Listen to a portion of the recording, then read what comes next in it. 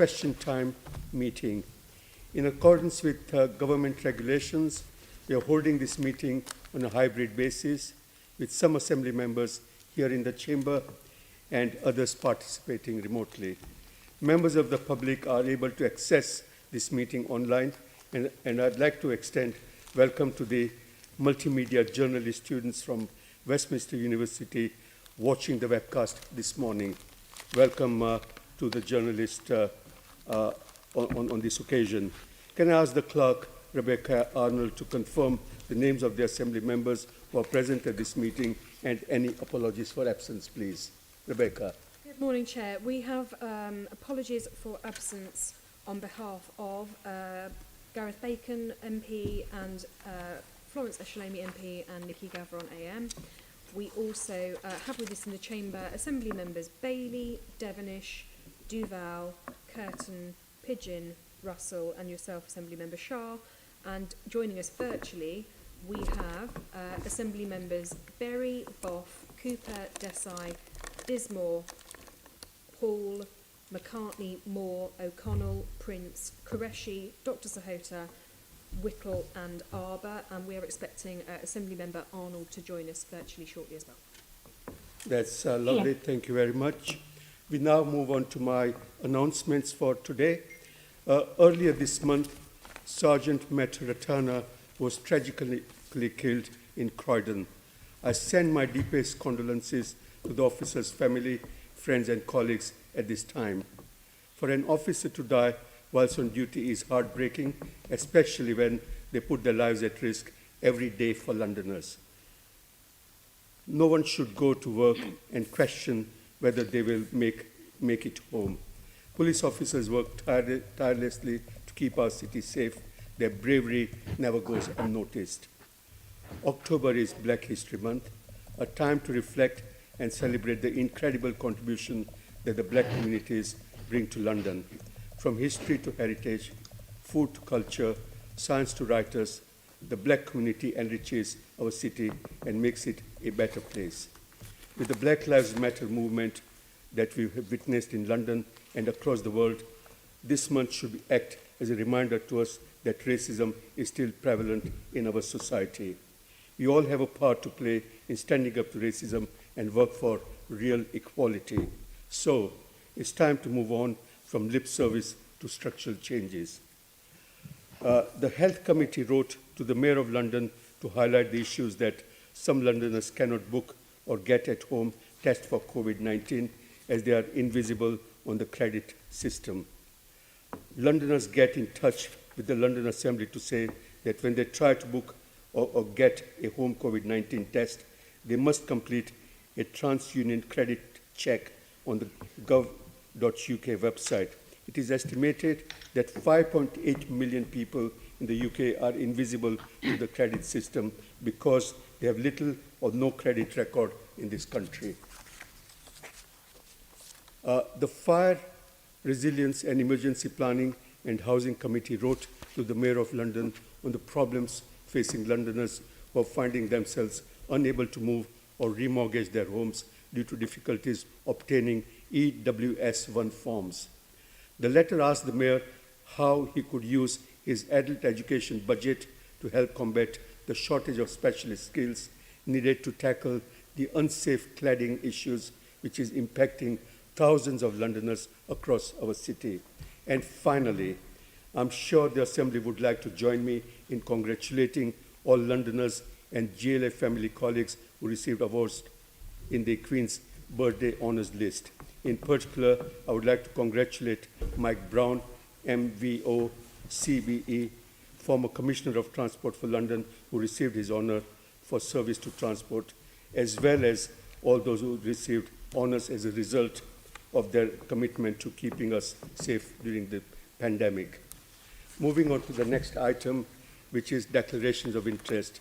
Can I ask the Assembly to note the recommendations set out in the report at item 2? Read. Thank you. Can I ask the Assembly members to declare any other disclosable pecuniary interest or other relevant interests which they relate to the items on the agenda for today's meeting? Okay, thank you.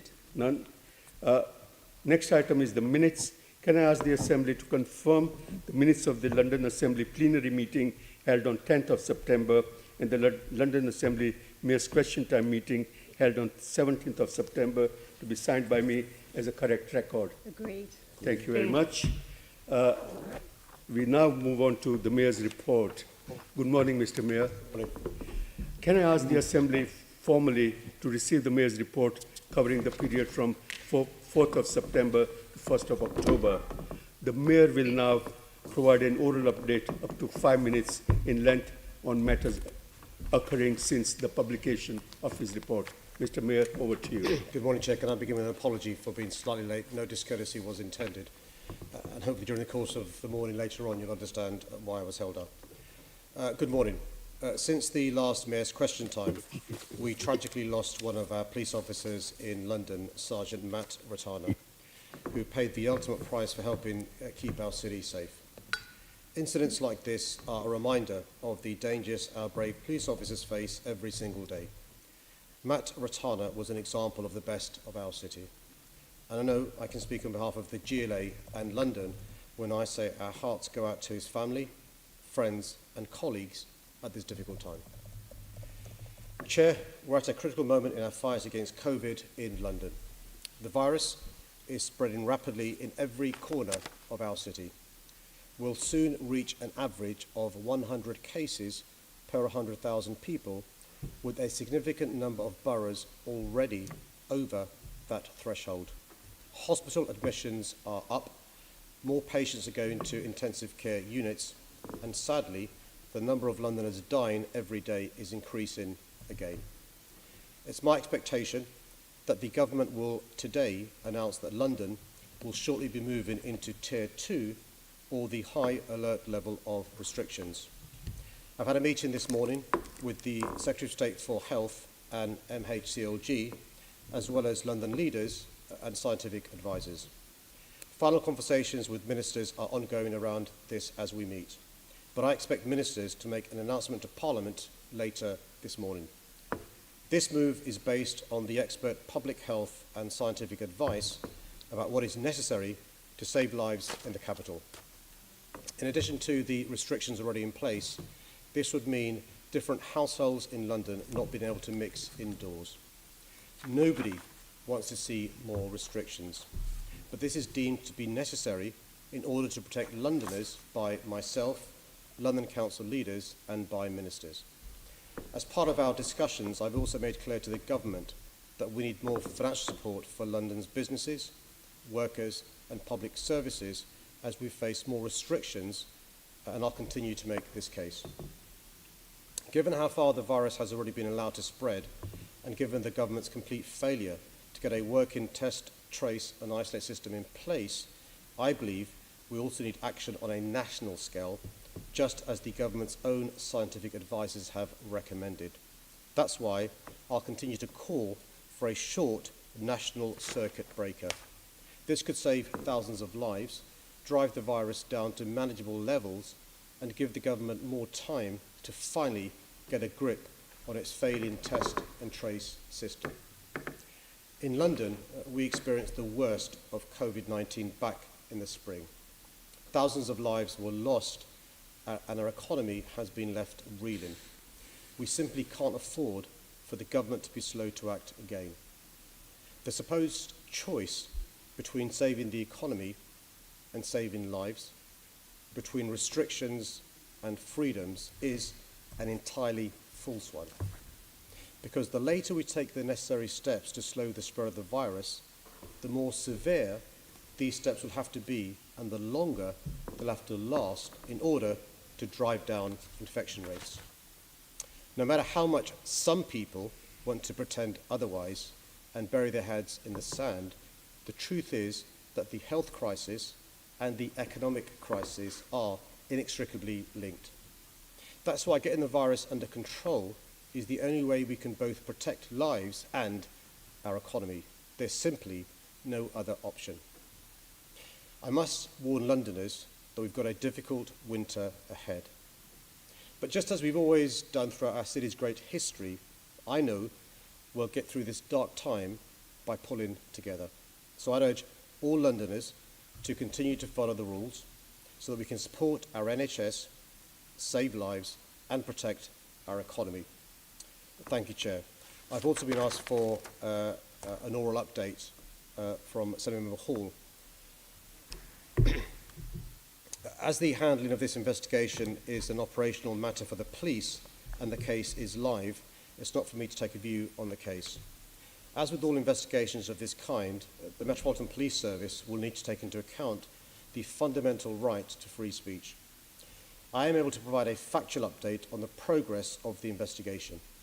On the 4th of July, the MPS was passed an allegation from Durham Police of a public order offence relating to a social media video posted on the 30th of June. The matter was reviewed by officers, and on 29th of July, a file was submitted to the Crown Prosecution Service for early investigative advice. On the 25th of September, the CPS provided some advice and officers began an investigation. The MPS is an investigation because the video is believed to have been posted from an address in London. No arrests have been made and the case remains under review. Thank you, Mr. Mayor. I have two indications so far of Assembly colleagues wanting to come in. Can I invite Assembly Member Russell, please? Yeah. Thank you, Chair. Yes, very briefly, Mr. Mayor, I just want to pick up on one point that was actually in your letter to the Prime Minister this morning that went out on Twitter, which is the point about people needing to pass credit reference checks in order to access home testing. Otherwise, they have to use walk-in or drive-through testing facilities, which I agree with you is hard for older and disabled people, and particularly people without access to a car. Isn't this a gap you can resolve through our transport services? Have you thought about supplying COVID-secure taxis so that people without cars can get to testing centres? Many taxis are sitting idle at the moment because there isn't the volume of work. I was talking to the LTDA about that just yesterday. TfL Chair are currently in negotiations with the DFT, and you'll be aware of the conditions attached to us in relation to any additional expenditure. But I'm happy to pass on to the negotiating team the suggestion made from the Assembly member about the possibility of doing just that. Thank you very much, Mr. Mayor. Next is Assembly Member Boff. You indicated. Thank you. Mr. Mayor, you referred to the support that you were looking for from the government. Your developments at Outer London stations require TfL to provide funding upfront in order to be a development partner. These have stalled due to the state of TfL's budget. Will you be using any bailout from the government to restart these schemes, or will the bailout only be used to resolve operational issues? Thank you, Chair. If I've missed the beginning of the question, I get my answer wrong, I'm really happy to add more time on, Chair, with your permission. The short answer, Senator Boff, is the government, and I can't comment on the ongoing negotiations for the second half, but all capital projects must come to a pause unless there are contractual commitments or a significant amount of money has been spent and it's towards the end. And so if it's the case that any project hasn't begun, there's a pause until situations around the second half are resolved. And I'm afraid we aren't going to get into the longer term or medium term resolution yet. I hope I've not misunderstood the question, Chair. You're almost there, Mr. Mayor. I'm just trying to figure out, will you be asking for a bailout to support TfL's property portfolio or solely for operational issues? I beg your pardon, Chair. For all capital investment, not just operational issues, because a lot of the capital investment is crucial for the current service we have, but also going forward. But also it fits in with the government's agenda, which I support, about supporting jobs and shovel-ready projects. So that's included in the package of ours. Thank you for that answer. Right, Ms. Mayor, I have two further indications on your oral update. Can I invite Assembly Member Barry with your question, please? Thank you, Chair. Again, referring to the letter that you sent to the government, there's a lot in there about the possible crisis of people's incomes and poverty and destitution. And you talk about expanding universal credit, child benefit. You talk about the concern that the lowest paid workers on the new arrangements would fall below the minimum wage. You talk about food poverty issues as well. Is this not the time for a strong, united call from London for the government to short-circuit the complexity of all this, and alongside the circuit breaker, bring in a universal basic income that would stop anyone from falling through these gaps? Well, Chair, just a second first, but I think there's an issue with the sound quality for those. I have asked them fine. to raise the volume. The short answer, Senator Berry, is I think the government should be extending the furlough scheme that was in the first part of the spring summer, which some people characterise as universal basic income. The problem with the government's current plans are any additional financial support only comes in tier 3 at the very high level, and even when it comes in then, as you suggest, it's not even at the previous levels of what it was. It's less, it's 2/3 basically speaking. People don't get to pay 2/3 of rent or get 2/3 of the bill when they go to buy food or other expenses. And so, in my view, and it's a view shared, by the way, cross-party from other colleagues around the country, the government should be replicating the scheme they had in the first lockdown in tiers 2 and tiers 3. And that's one of the things we're lobbying for going forward. Some people call the furlough scheme a universal basic income. I'm not really sure I want to get into that debate at this stage. I'm not sure if time allows it. But I think, in these times of crisis, it's really important for individuals, families and businesses to be supported. Very much. Mr. Mayor, are you able to hear questions clearly? I had difficulties. I've asked them to raise the volume a bit, but are you okay with now? Yeah, it was difficult to hear Senator Boff, but I heard Senator Berry a bit better, but it's not as loud as it has been in the past, but hopefully it'll improve as the temperature heats up. It is. That ain't going to happen then, is it? I know, unfortunately, we can't do Gets anything colder. about the temperature, but certainly we'll try Go and numb. see if we can raise the volume and get a bit more clarity as well, please. Thank you. Yes, Assembly Member Hall, you're the next to ask. Thank you. Happy to shout at you, Mr. Mayor, if it helps. No difference Always. there then. How will we know the difference, Susan? Mr. Mayor, can you just clarify? I'm seeing through on social media that you've announced what's happening on Sky. Can you just confirm that's not the case, or is it the case that you're confirming the COVID situation? I've done no media today, Chair. I've been busy talking to government ministers and London leaders and health experts, and then coming to Mayor's question time. Okay, all right. I'll take that and see what's going on in social media. Thanks very much. Right, okay. Chair, I'm slightly crestfallen that colleagues are watching Sky rather than watching me, but there you go. Not in this chamber. All right, look, that's good. Let's now move on to the section on questions to the Mayor as they appear on our priority order paper. May I request, please, that the members mute their microphones when they are not speaking, and can I appeal to the members and the Mayor to be respectful to each other and also not to speak over each other, to ensure that you are clearly heard and understood by other members and equally by Londoners watching the webcast.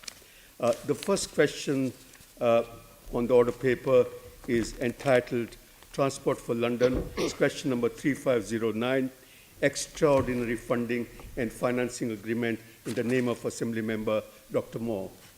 Mr. Mayor. Thank you, Chair. As you know, the current funding agreement runs until the 17th of October. That's this Saturday. We continue to discuss the next emergency funding package with government. I appreciate you're keen to know what the new deal will look like, but this is a live negotiation, so there's a limit to what I can say publicly at this stage. TfL asked for financial support for the next 18 months. It is clear that passenger numbers are not going to return to pre-pandemic levels anytime soon. And with a funding model which is so heavily reliant on fares income, COVID-19 has left TfL dangerously exposed. Back in May, I said the funding deal was a sticking plaster. I appreciate that there are competing demands and difficult choices to be made in all of this, and the great time pressure. But I fear we're yet again on course for another short-term make, do and mend fix, while the privately owned train operating companies have been given an 18-month bailout, which still allows them to make a profit. Let me put it plainly, TfL cannot invest in London's future when we don't know where the next pound is coming from. And I'll also remind colleagues and those watching from government, London contributes net more than £38 billion to the country's economy. TfL, as a huge investor in supply chains across the country, this matters also to the UK, what happens to TfL. The London Underground Investment Programme, for example, directly supports 43,000 jobs, 68% of which are outside London. Londoners and London businesses recognise the importance of TfL to London's success and the nation's success. A drip-feed approach to funding might suit the government, but it would be catastrophic for London and our country. If TfL doesn't know how much income it's going to be getting in a year or 18 months, how can it deliver the balanced budget it is legally required to produce? TfL has already applied tight spending controls across the board, including pausing entry into any new contracts, but continually deferring things is a false economy. You end up paying more in the long term. I have to be candid. If TfL doesn't get appropriate funding, they will be unable to run safe, reliable and frequent transport services. And any deal cannot seek to punish Londoners for doing what has been asked of them by the government, staying at home and away from public transport. I've always fought for the right and fair deal for London, and I'll continue to do so in the coming hours and days. Thank you, Mr. Mayor.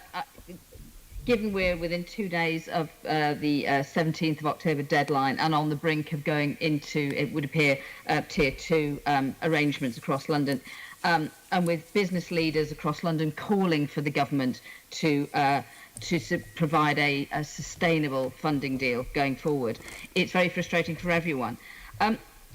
At the 1st of October Budget Committee meeting, Andy Byford said that 2/3 of the KPMG review of TfL's future financial position and future financial structure had been redacted. Has the government explained how they think TfL can discuss a future funding package when the government's thinking remains secret? No, they've not explained that. I'm not sure how much that report cost, but it was paid for by taxpayers' money. Not only can I not see it, or Londoners not see it, but TfL's commissioner can't see it. Frankly, it's breathtaking. Has an unredacted copy of the review been provided to TfL now? And will that unredacted copy be published along with the new funding agreement? No, we haven't seen an unredacted copy, neither the commissioner, his top team, or the TfL Finance Committee. I'd be astonished if the government still sought to keep it a secret. I think they need to make it available to the TfL's team, and in due course it should be made public. Transparency is clearly an issue for us on this, and it must be frustrating for everybody involved. I mean, it took 14 days between the May funding package being agreed and the DfT giving TfL permission to publish a copy of the agreement. Have you sought permission to publish this next agreement as soon as it is agreed? And could you tell me whether that permission has been granted? It's a really good question, Dr. Moore. So TfL's Finance Committee meets tomorrow. Now, for the reasons you've alluded to in your question and your follow-up, you'll be aware October the 17th is when the deal comes to an end.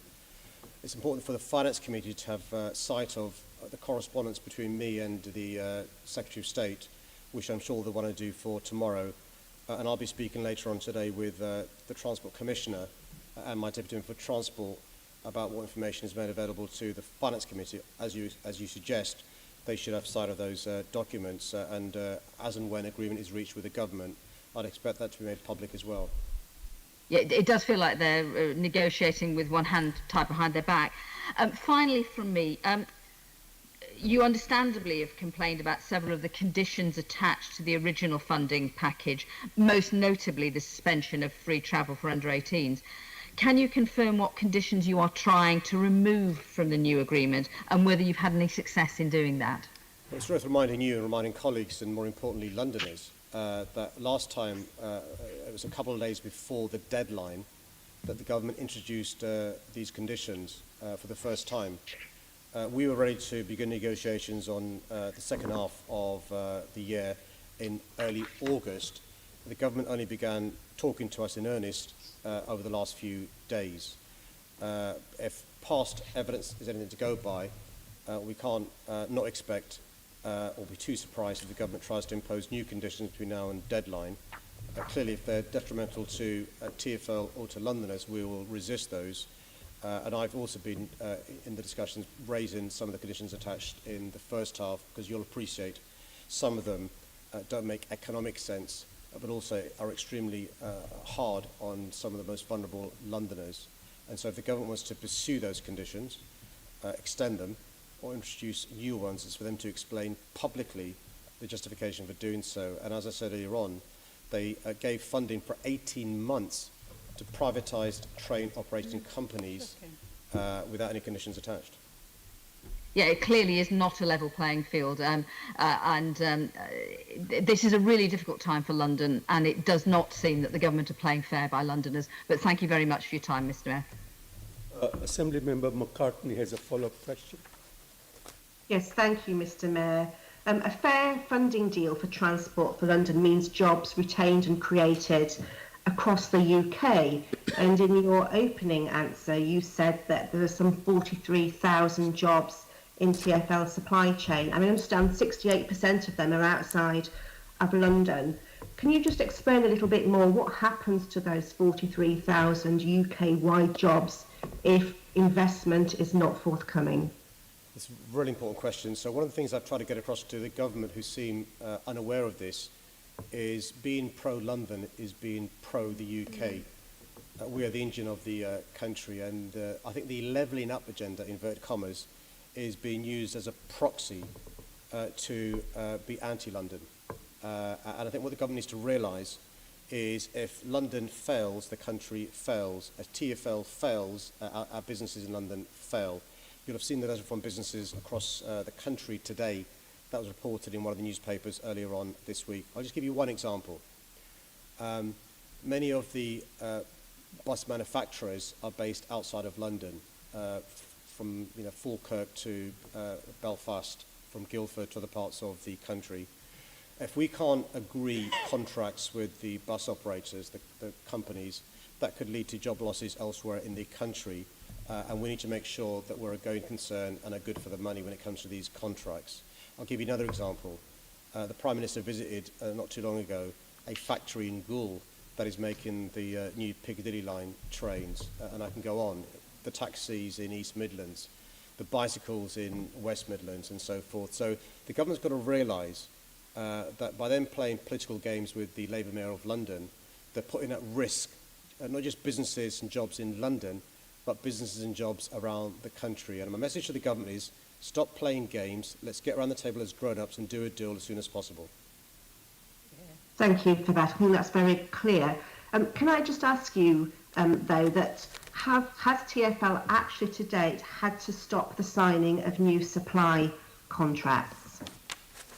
No, we haven't. But one of the things, Chair, that I'm concerned about is to make sure that we can continue to honour the contracts we have, but also that the market, contractors and subcontractors have confidence in TfL.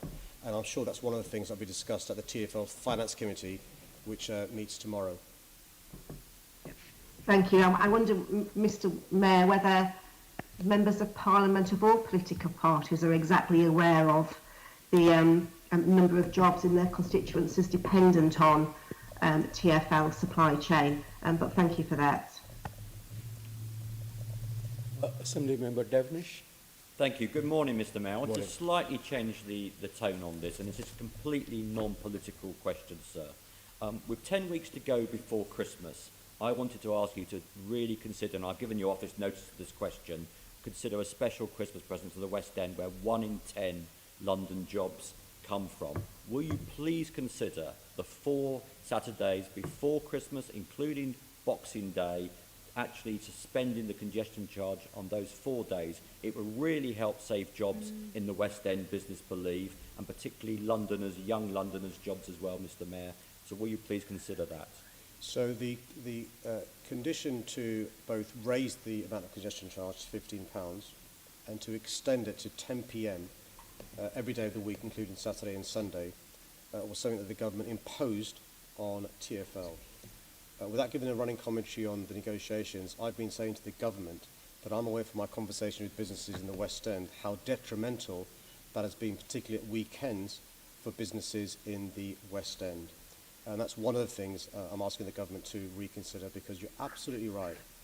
These conditions imposed by the government are causing huge damage to businesses across our city. And I'm keen to do what I can, particularly as we enter alert level 2, to support our businesses. And I would hope the government would remove some of these conditions and shackles from us so we can be in charge of our own destiny. Well, we could argue over the details of politics, sir, but I don't want to on this question. I just want, you have the power, do you not, to suspend the congestion charge for those 4 Saturdays if you wish to, sir? No. If I breach the conditions the government's placed on TfL for the giving of the grant and the loan, they could quite easily not give us any further sums of money. That's why it's really important during the negotiation phase we're in with the government for you to support me in saying to the government no to these conditions and strings, because you're causing huge damage to London businesses. Allow the mayor and his experts at TfL to decide what should happen to the congestion charge, because they understand London's businesses far better than members of the cabinet or civil servants in Whitehall. To put on the record, Mr Mayor, you are saying you do not have the power, as the Mayor of London, to suspend that congestion zone for a Saturday. I'm saying quite clearly, and I'll say it again, that the conditions that the government's imposed upon TfL in the issue of the grant and the loan means if I fail to abide by those conditions, the government is able to remove the grant and the loan terms, which could mean TfL not being able to make ends meet. And the only way we could then spend within our limits is to reduce services. I believe that is correct, sir, but I'll leave it there. Thank you. Thank you. Can I request members, when they ask follow-up questions, they relate to the main question rather than bringing in another matter? It doesn't quite help. The Mayor was happy to answer the question, but I think if we can stick to the subject matter with each of the questions, when there are follow-up questions, I think that will be extremely helpful. Thank you. Just so you're aware, Chair, I did advise the Office of the Mayor of the question in advance, and it does relate to TfL finances, but I respect your decision, sir. Thank you very much. Right, next question, 3705, is from Assembly Member O'Connell. It's regarding police officer safety. Can I thank the Assembly Member for his question, and I know he's concerned about this for a number of years. The death of Sergeant Matt Ratana is an absolute tragedy. My heart goes out to the family and loved ones of this brave officer who has paid the ultimate price for helping to keep Londoners safe. I know from my visit to Croydon last week the impact this has had on his fellow officers, friends and the entire Met Police family. They mourn their colleague deeply at this extremely difficult time. Both the Met Police and the Independent Office for Police Conduct are conducting live independent investigations into this incident, and we must follow them to complete, bigger pardon, Chair, we must allow them to complete their inquiries. Tragic incidents like this are terrible reminders of the dangers our police officers face every single day to protect our city. Our officers work tirelessly to keep us safe, and we in turn should keep them safe. It's appalling that we've seen a 16% rise in attacks on our officers in London. Assaults on our police officers will not be tolerated, and anyone who commits this type of crime will feel the full force of the law. That's why I've called on the government for a further uplift to the assault on emergency workers legislation from a maximum of 12 months to 2 years, reflecting the seriousness with which assaults on emergency workers should be viewed. The Commissioner asked for funding to increase the provision of tasers, and we've invested an additional £1 million to this. We've all seen the biggest ever rollout of body-worn video, ensuring that when officers are attacked, evidence is captured to help bring their attackers to justice. And following the shocking murder of Sergeant Ratana, the Commissioner took swift action to protect officers while investigations are ongoing. She reissued all safety guidance. She introduced a new requirement for officers to wear a stab vest throughout the custody process, and she initiated a further rollout of search wands in vehicles that will carry people to check for concealed weapons before transporting. Assistant Commissioner Lawrence Taylor is conducting an MPS Custody Safety Review, and the MPS is fully engaged with the National Police Chief's review of officer and staff safety and will ensure that improvements are made where appropriate. Operation Hampshire continues to establish a clear picture of assaults and is supporting those assaulted on duty and working to prosecute offenders. So far this year, there have been nearly 4,000 sanctioned detections for assaults on police officers. Our officers and staff come to work every day to protect the public, minimise harm, prevent crime and bring offenders to justice, and will continue, Chair, to ensure our officers and staff are provided with the best quality training and equipment, and that those who do attack our officers are prosecuted. Thank you. Thank you very much, Mr. Mayor, and I thank you and others for your support and condolences at the loss of Sergeant Ratana. Our officers risk their lives daily to protect us, and we must do all we can to protect them. This was a question that I was going to pose at the last Mayor's Question Time, but it ran out of time, and it's taken a tragic turn since then with the incident, and I thank you for your response. Excuse me. I understand it's an ongoing investigation, and that is absolutely right. But I think you did also mention that there was going to be a review of officer safety run by the Met in custody suites. So they were going to review actually processes because something clearly went wrong with process. Have you any update on that particular aspect, Mr. Mayor? Well, Chair, can I check? It's really important for me to say this for those watching, but since I've been Mayor, Senator O'Connell has been assiduous in raising this issue, and it's a good example of cross-party working together, challenging me to make sure we do what we can to keep our officers safe. And can I thank him on behalf of officers, their families and Londoners for continuing to do so. I can say, Senator O'Connell, that what the Met Police are not doing is waiting for the end of the process to make any changes. So they're making any changes in real time. And I mentioned the Lawrence Taylor review. I also mentioned in my answer the issue of the wands and so forth in custody suites. I can also give you the good news that the Croydon Custody Centre has now reopened. I was there in the day before. It was very moving and quite emotional, and you'll be really proud that officers were back and civilian staff were back ready for the reopening, even though many of them, and I say this not in any way to amplify the grief they're going through, but quite traumatised. Good example of their professionalism, but can I reassure you that the Commissioner, her deputy and her top team are making sure that in real time any improvements are made that need making. Thank you, Mr. Mayor. On the process aspect, I know there will be an investigation, but lifetime adjustments. But we will need to understand the process from the beginning of the interaction with the individual on the Croydon streets to how that was managed. But we will look forward to those. Your comments around the increased number of assaults on officers, these have gone up immensely. 1819 in the Met, 3,400, just under, were assaulted. And the NPCC has just published a report about protections UK-wide for officers. Have you had the opportunity, or your leading officers have the opportunity to look at that report and liaise with the Met around its conclusions? We have, Chair, and my Deputy Mayor Sophie Linden has been working closely on this, and can I also just use the opportunity to put on record my thanks to the Police Federation. I meet Ken Marsh regularly and speak to him, as does Sophie Linden. And so we are following that through, and can also reassure you that the London Ambulance Service and other blue light services are using Operation Hampshire as a template to improve the protection of their frontline staff as well.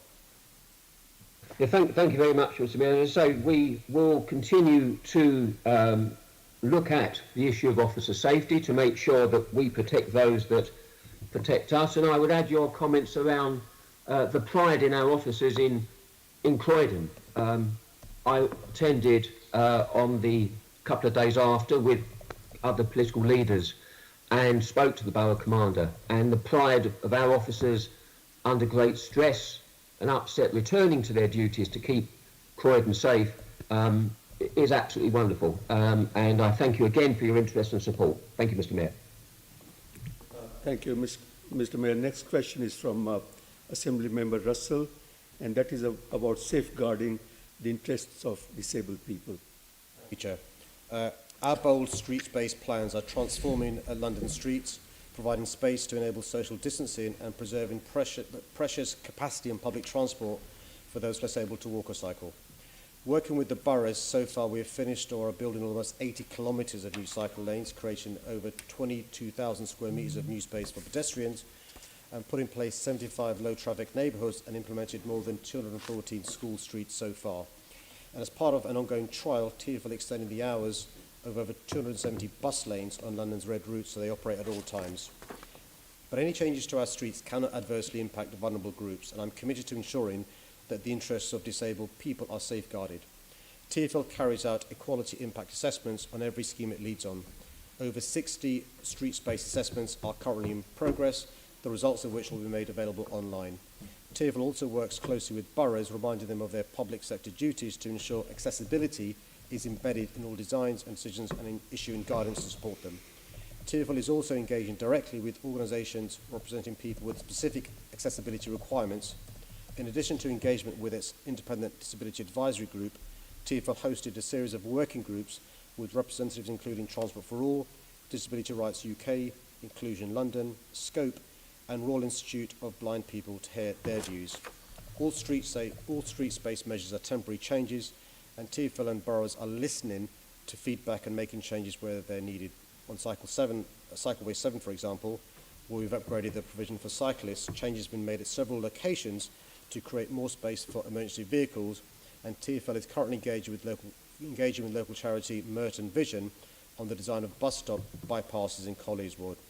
Our data shows that disabled people are more reliant on walking and using the bus than non-disabled people and are less likely to drive, which is why our streets-based programme is so important, helping disabled people to continue to get around London safely. This is especially important given the findings of the Rapid Evidence Review Commission that shows the disproportionate effect of COVID-19 on disabled people. TfL will continue to engage with stakeholders to ensure its work protects their needs. Thank you, Mr. Mayor, and that's very good to hear you recognise that many disabled people are dependent on walking and taking the bus. I'm worried that the debate about changing our streets has become very polarised, and people are claiming to speak for disabled people without thinking clearly about what helps people get around on an everyday basis. Now, I've been to visit schemes on the ground all over London, and I've met recently with Transport for All, Guide Dogs and Wheels for Wellbeing, and they've all raised good points about how street space can be more inclusive. So they tell me one problem for a lot of disabled Londoners is a lack of level pavements before or after street space. Too many street-based measures are using ramps and barriers as we would for roadworks, but these measures are now set to be lasting right through the winter for months and months ahead. So in Brixton and Camden, for example, you delivered fully accessible wider pavements at bus stops using rubber curbs and an asphalt infill, which is a temporary measure, but it's much more accessible. With physical distancing set to run through the winter, will you ensure that the pavements that are widened are fully accessible like the ones in Brixton and Camden? Chair, I'm not citing of the details, but I'm more than happy to look at the suggestion that Senator Russell raises, and I can understand why she raises it. Can I take that away and come back to you? Absolutely, thank you very much. I've also seen a few streets-based schemes where tactile or blister paving, which enables visually impaired people to find a crossing, is in place. For example, on the Park Lane for the bus stop bypasses. So it can be done. So why isn't tactile paving being used on all streets-based schemes, including the borough ones? Well, firstly, I'm not excusing, I'm just explaining. I think it was the speed of getting them done in light of the deadlines set by the government. Again, not criticism of the government either. But again, if there are examples where we're not using the right equipment, the tactile stuff that's really important for visually impaired people, again, I'm really happy offline to speak to the Assembly Member Chair, because I think what we both want, what all of us want, is to make sure that everyone can take advantage, including those with disability issues. So again, more than happy to look into that. That's great. Thank you very much. The groups that I've spoken with have raised specific concerns about equality impact assessments on street space schemes. So will you ensure that the equality impact assessments are, as Transport for All have asked, robust, meaningful and co-produced so that you can fully involve local disabled people in checking the impact of any schemes on their neighbouring streets? Chair, I think we're in danger of being in agreement with everything. That's marvellous. I'm not sure that's her street cred much good, but it makes perfect sense to me. Okay, I'm almost out of time here, so I just want to say that these simple things like having very smooth pavements, dropped curves, tactile paving, they're absolutely crucial for disabled Londoners to get around safely. And there are new temporary measures can be accompanied with details, like a tapping rail to indicate where space is being used for tables and chairs to help visually impaired people get past safely. I'll write to you with more details on those ideas. But as we go into winter, and with this need to stay physically apart, these street space schemes need improving, not removing. Yeah. Thank you. Chair, I'm really happy to work with this member. This is a really good example of ideas she has that we can action, which will improve life for everyone. Thank you, Mr. Mayor. There's a follow-up from Assembly Member Hall. Sure. Thank you. Well, I hope that we're in agreement, Mr. Mayor. That would be good, because one of the simplest changes that you could make to protect the interests of disabled people in street space schemes would be to ensure that wherever buses go, black cabs can go as well. And I was really reassured when Andy Byford told me at the Budget and Performance meeting that, and I'm going to quote, "I consider black cabs to be part of the public transport offer, and there is certainly no intention to treat them in some inferior way or degrade them in terms of a mode." And that where we are, for example, have been introducing 24-hour bus lanes, the taxis can go along the bus lanes. So are you willing to look at this very closely in all aspects, given the obvious advantages for disabled people, as they're the ones that very often need the black cabs? It's an important point that the Assembly member raises about our black taxis being fully accessible to disabled Londoners. A really important point, and I'm pleased you mentioned, the Assembly member mentioned the pilot of the 24-hour bus lanes, and black taxis are allowed in those bus lanes, and it's really important that the pilot pans out and we see if it's a success. I'm hoping it is. Thank you. Right, move to next question from Assembly Member Curtin, which is on London demonstrations. Thank you, Chair. Morning. The right to peaceful protest is a vital part of an open and democratic society, and I've always been clear about my support for peaceful and lawful protests. The Met Police has operational independence on how it polices protests, and I have confidence in the Commissioner and her team. London has one of the most experienced police forces in the world at dealing with public events and disorder. I know that the Commissioner has worked very hard to make sure people are still able to peacefully and lawfully protest, whilst remaining mindful of the potential impact this has on the spread of coronavirus. And I want to take this opportunity to thank the police who have been working tirelessly throughout this pandemic under extremely difficult circumstances to prevent disorder and to keep us safe. Managing protests has been particularly challenging during this period, with the rules around gatherings changing repeatedly. Since 20th of August, national legislation changes have meant that gatherings of more than 30 people have been banned. Some gatherings are exempt from this, but the organisers must carry out a risk assessment and make sure that all reasonable measures to limit the transmission of the virus are taken. The police plan for and respond to each protest based on the intelligence available and the specific situation they face, taking into account the latest rules. Each protest or demonstration is reviewed on its own merits. There is no one-size-fits-all response to public order. Highly trained public order commanders make up the gold, silver and bronze command structure of any public event. Prior to the event, Gold Command sets the strategy for the policing style that will be used based on the intelligence available to them. On the day, this structure is supported by the Special Operations Room, otherwise known as the Lambeth Room. This is the central hub at which all pre-planned and spontaneous events are managed and coordinated. Fast-paced operational decisions are made by Silver Command on the ground, taking into account the impact their decisions will have across the capital. Their decisions are supported by Bronze Command, who usually have geographical responsibility of the area within which the event is taking place. Debriefs take place with the command teams and partners as standard to review where improvements can be made. Okay, thank you, Mr. Mayor, and good morning. Now, you mentioned there's been a lot of demonstrations over the last few months, and there certainly have been. I've been at many of them.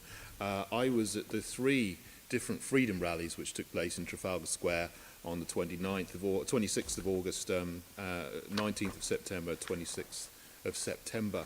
And I spoke at one of them on the 19th of September. But I was quite shocked, particularly by the behaviour of the TSG riot police on the 26th of September, because the demonstration was absolutely, completely peaceful, unlike some of the Black Lives Matter demonstrations where police were attacked, a woman was thrown off her horse, flares were lit, and the flag at the cenotaph was burned. That happened at the BLM demonstrations. But on the 26th of September, columns of riot police waded into the crowds, batons drawn, people were injured, people's faces were bloodied, a woman was pushed off her chair. That, to me, is unacceptable behaviour from that unit of the Metropolitan Police. Who gave the order for that to happen? Chair, I mean, I'm not sure if, I just don't know enough about the facts. I'm not sure if I can accept the premise of the facts as set up by the member. Would you accept would you accept that that's acceptable behaviour by that unit of the Metropolitan Police? Well, Chair, I hope I said it in I gave quite a full answer explaining how operationally these things work with gold, silver and bronze and the experience of individual commanders. But if the member has particular issues or a complaint to make about police conduct on that day, I suggest he takes them up with both the MPS and the PC, which is the appropriate thing to do rather than this forum. I'm not abreast of the facts, and I can't, determine. Well, what I can ask you about is your tweets, because on the 26th of September you tweeted, "This is not acceptable. I urge all protesters to leave now. Large gatherings are banned for a reason. You are putting the safety of our city at risk." That was you.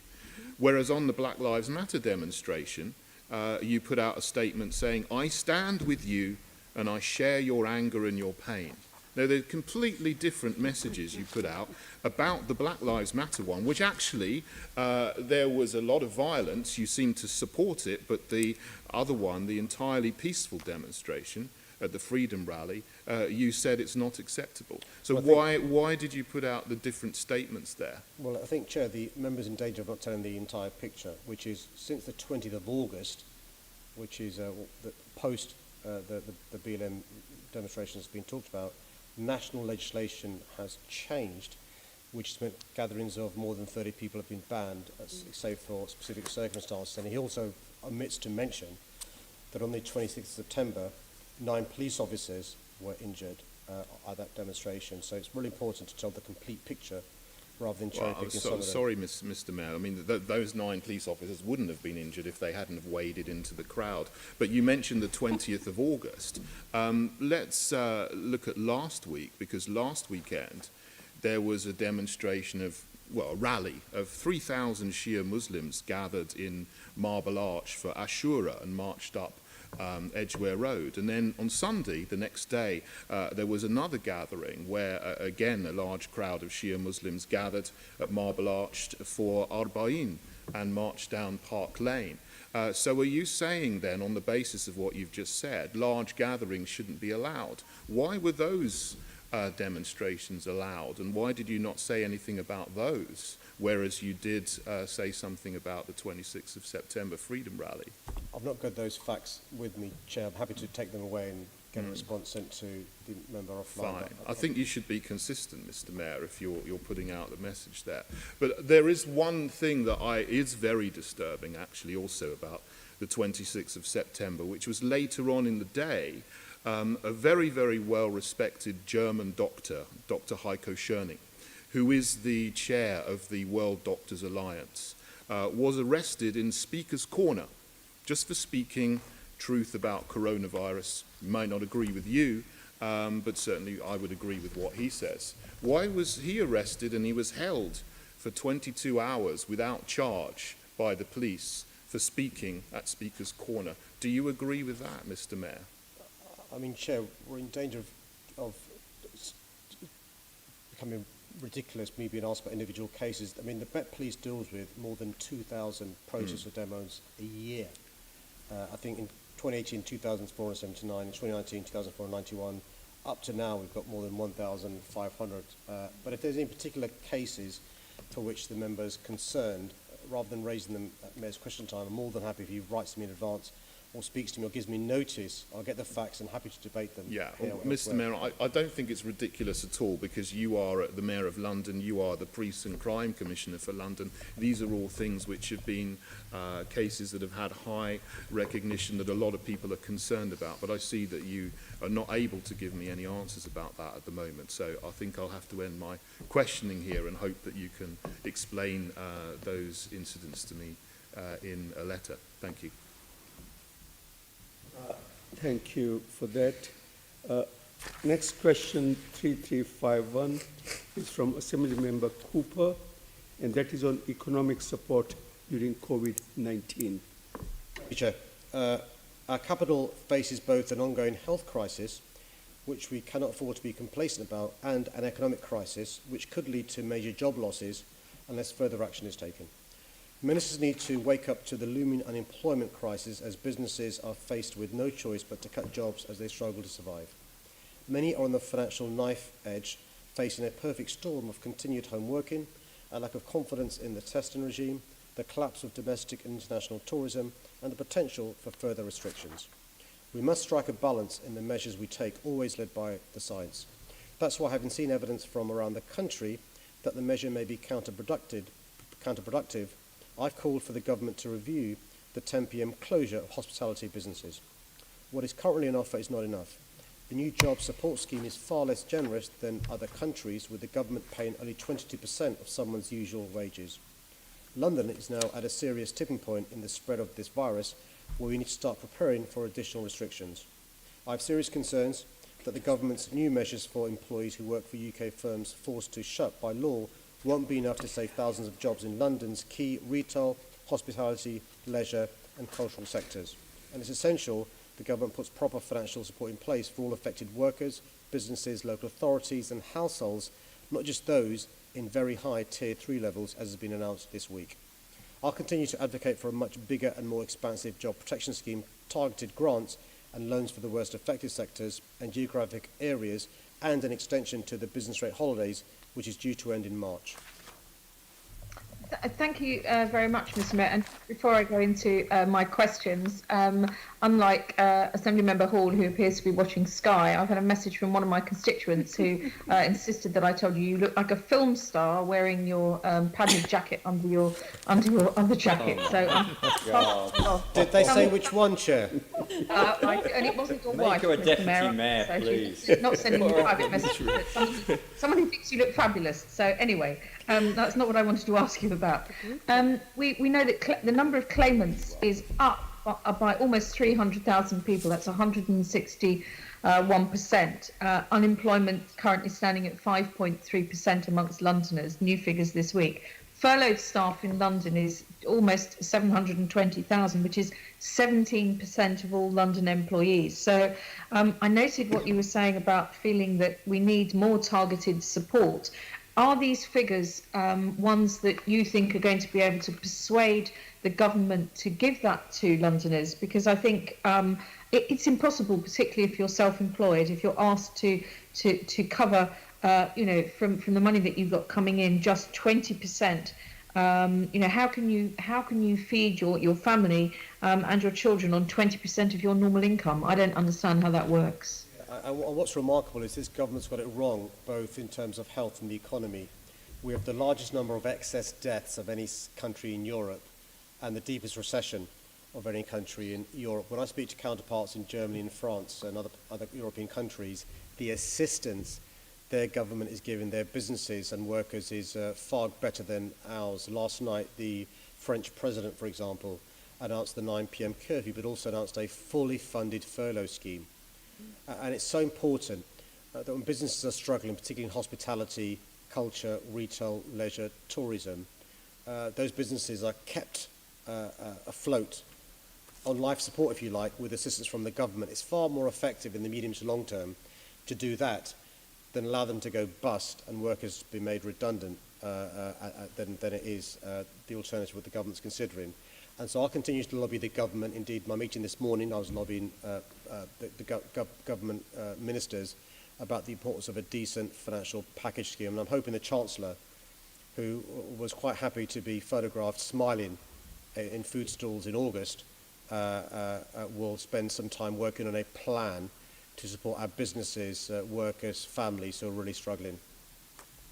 I mean, Mr. Mayor, actually, I want to compliment the Chancellor because I think his first set of arrangements for furlough and self-employed individuals was actually quite helpful. But I think we're now in a situation where we really need targeted help for certain sectors. And your Deputy Mayor, Justine Simons, in terms of the cultural sector, is such an important sector, not just for London in terms of tourism and also our own enjoyment, but it also brings all those benefits to the rest of the country that you were just talking about in terms of TfL. Is there anything that can be done to get something that is similar to what they've implemented in France and other countries? Well, the Chancellor you refer to, his new offer to self-employed Londoners, is to cover just 20% of average monthly profits. If he can also negotiate a 20% payment of rents, overheads, food bills, then it's worth talking about. But he needs to be doing what colleagues across Europe are doing. It's so important. And to give you an idea of the contribution made by culture, I know some members on the Conservative side criticise our investment in culture. It contributes more than £52 billion to our economy. 1 out of 6 jobs in our city are in culture. And this idea that they can retrain into cyber is not just offensive, but it shows doesn't understand the contribution made by culture to our economy. It's actually the fastest growing sector in our economy before this pandemic. And it's really important that governments give support to this really important sector. I'm particularly worried about freelancers and others who've had no assistance at all from the first wave of support from the Chancellor, who've had now 6 months of no support. And I'm really worried about their viability in relation to the bills they're going to pay and the jobs they used to do going forward. So that's why it's really important the government actually fills the gaps in the previous plan, but also supports businesses as we enter a second wave. Thank you very much, Mr. Mayor. Thank you. Let's move on to question from Assembly Member Bailey, which is about crime during lockdown. 3667. Thank you, Chair. Good morning. Throughout this pandemic, the Met Police have continued to work day and night to keep our city safe under extremely difficult circumstances. During the lockdown, different patterns of crime emerged, which meant that the police used this time to target prolific offenders responsible for the most serious crimes. Our new violence suppression units, which we established with over 600 officers working at a local level, seized over 450 offensive weapons across London, including knives and firearms. The lockdown also highlighted the need to do more to protect vulnerable people subjected to domestic abuse. That's why I created a new £1.5 million emergency fund to provide victims of domestic abuse with safe accommodation and support to flee their homes. By the end of September, we'd helped over 300 individuals escape from abuse. While crime and violence fell during lockdown, much of this was due to the restrictions placed on people's lives. Unfortunately, as the MPS expected and predicted, crime has gone back to near pre-lockdown levels because the root causes of crime are not only very much still present, but have been exacerbated by the impact of COVID-19. The reality is that deep-seated issues like poverty, inequality and lack of opportunities for young people, which have been made far worse by the government's austerity of the past decade, are continuing to drive crime and violence in our city. That's why we'll continue with our relentless approach in London, being tough on crime and tough on the causes of crime. Our dedicated violent crime task force is arresting violent offenders and taking weapons off the street. The Violence Reduction Unit is tackling the underlying causes of crime in London, and our Young Londoners Fund is providing young people with opportunities to get out of gangs and violence and into employment and training. But we also need the government to step up and take responsibility. I've written to the Home Secretary warning that her failure to support our police as well as local and regional government to meet the financial challenges caused by COVID-19 will jeopardise our ability to tackle violent crime at this crucial moment. The government announced a £60 million surge fund last week for the police and councils, but this falls far short of the spiralling costs faced by both the MPS and local government as a result of the pandemic. The truth is, unless the government takes urgent action, there will be yet more cuts to policing in London and across the UK at the worst possible time. Now is the time for investment in our police and preventative services, not more cuts. Thank you, Mr. Mayor. I think just for a start, I think we should be clear about Assembly Member Hall. I think what she said was she was reading social media that said you had made an announcement on Sky, which you subsequently said you didn't. I think that's important to say. Thank you for your answer. during lockdown, the police used the time to redeploy some of its assets and clear some of the most dangerous criminals off London Street, which was a very good tactic. But which of these tactics were the most successful, and are any of them going to remain permanent? So a lot of the tactics used by the police because of the, I don't want to say free time, because that does a disservice to the police, they do, but they had time to do the investigative work that they otherwise don't do because they're, metaphorically speaking, firefighting. A lot of work isn't directly frontline police officers, it's forensics works and the sort of conversation with the CPS that you can't do on a day-to-day basis. The additional police officers we've invested frees up more police officers to do more of this sort of stuff. The violence suppression units we found really effective. These are sort of hyper wards, not just hyper wards, localised areas where the police have used the time to calculate which parts of a ward in a borough previous history tells us has a large level of crimes. There could be robbery, which is linked with knife crime, and then the violence suppression units are targeting those areas. Could be after school. School children are often the victims of mugging, and so a lot of that's taking place, and you'll see if you go around London, more high visibility policing, particularly in those areas at those times where there can be high crimes. One of the points I should say is, you'll have noticed robbery went down in some parts of London during lockdown. For obvious reasons, people went around. Westminster saw a big reduction and continues to do so in robbery because there are fewer tourists, domestic and international. Again, it provides opportunities for other sorts of policing work. And so you'll be seeing across London different patterns emerging. Other boroughs may have more antisocial behaviour as more people are breaching the rules around lockdown. So different patterns across London, but you're right, they've used the time quite sensibly to be proactive around this area. As you say, crime is rising now, it's coming back to pre-COVID levels. And this morning I spoke to a group of Somali mothers who were very concerned about knife crime in particular and the steep rise we've seen since lockdown as measures were eased. Is there anything in particular that you can do to help fight that particular type of crime? Well, a lot of things we're doing are particularly towards that. So the work we're doing with the Young Londoners Fund, giving young people constructive things to do. The work we're doing with the Violence Reduction Unit, treating crime, particularly knife crime, as a public health issue. We had a very good meeting yesterday with a partnership reference group, including a presentation from an excellent group who've done work around therapeutic interventions around young people, families, those who work in the area. We're also, you'll be interested to know, speaking to colleagues around the country and around the world.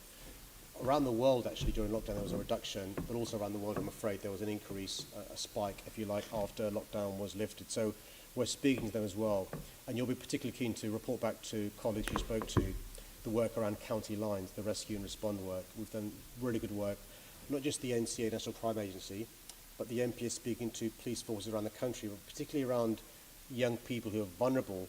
The Rescue and Response team, £3 million originally from City Hall, an additional fund from me of £800,000, working with individuals involved in gangs, young men / boys, and young girls as well who get involved in county lines as well. And I'm really happy to, offline, let you know of some of the work we're doing there, which is really encouraging. Thank you. Just to take a slightly different tack here.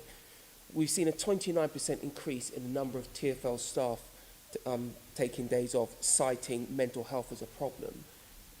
And I don't know if you've seen, there's been a lot more attacks on TfL staff as well in this COVID period, and I think it's having some effect on their mental health. So I'm wondering, would you join me in calls for a covenant, for a mental health covenant for TfL staff, in much the same way we have one for the police and for the armed forces? The best thing you can do if you really care about TfL staff is not criticise the work their trade unions do, making the very points that you claim to be making over the last few days. One of the reasons why people join a trade union is because a trade union can represent the concerns they've got. And what the trade unions do, if they have access to the mayor, as this mayor does, and like the previous mayor, is can listen to the concerns they raise on behalf of their members. And it's because this mayor engages with very good trade unions to represent their workers, we're having a rollout of body-worn videos to our workers on TfL to make sure you can capture any example of abuse of a member of staff, but also that evidence can be used in a prosecution undertaken by not just the MPS, but British Transport Police as well, with the help of TfL. And the other really good thing we can do, because we engage with trade unions, is understand the concerns TfL staff has. That involves issues around bus driver fatigue, but also listen to their concerns around COVID. Some of the measures we brought in London was because we engaged with the trade unions around, for example, stopping the front door entry of our buses. Really, really important, because we lost 29 bus drivers during this awful virus in phase one. but also some of the improvements we've seen around the enhanced cleaning regime across TfL. Another big thing we're doing, because we work with the trade unions, is working with staff around mental ill health. The previous commissioner, I'm sure the new commissioner will do so as well, is trained in first aid mental health, as indeed I am, but also we've made sure we've got mental first aid trainers and assistants to make sure that any staff who suffers mental ill health has the assistance. And one of the reasons why I talked about my own mental ill health, although I've been criticised for doing so by some members in this assembly, is to give people confidence to talk about mental ill health and to avoid the stigma. And it's really important we do that.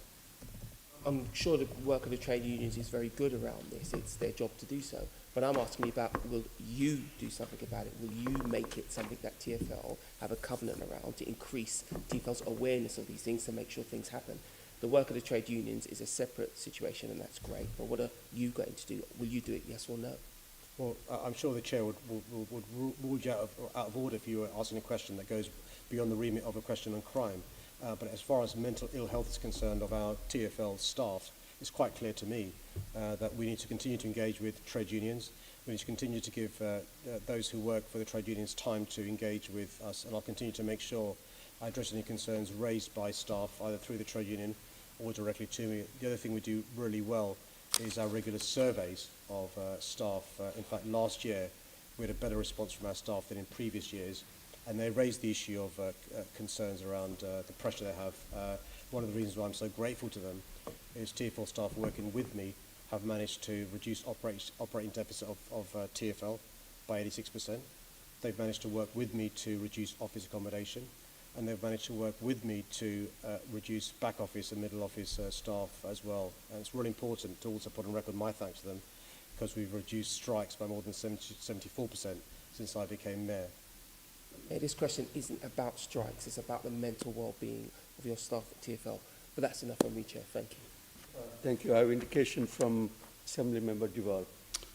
Thank you very much, Chair. Can I just say, for the period that the previous question was asking for about the rise in crime, do you think those tactics that you did in the work of the borough violence suppression units made, even though crime has risen, any crime risen is going to be bad, made it less so in London than the rest of the country? I think England was much higher than where we were in London. Do you think those tactics contributed to that? Without a doubt. It's really important to put on record my thanks to those members of the Assembly who've supported us in doing so, because you're right. What we've seen across the country, far bigger increases. We've not seen the sort of reductions we've seen in some areas. We've made big progress in London, and also big thanks to police, youth workers, families and others in communities who've done a huge amount. And I think you were the first mayor to actually put it a major part of your police and crime strategy in terms of tackling violence across the piece and making sure that you gave your voice to that. I think it's the first time it's ever happened in any policing strategy since we've been established since 2000. Can I just say, in terms of that, police numbers come into it. Isn't it important that we continue to highlight that we should not be shortchanged by this government in terms of the extra investment in policing that they're allocating? Because what enabled us to do those tactics that you described earlier on was the extra policing which you had put in and come fed into the system.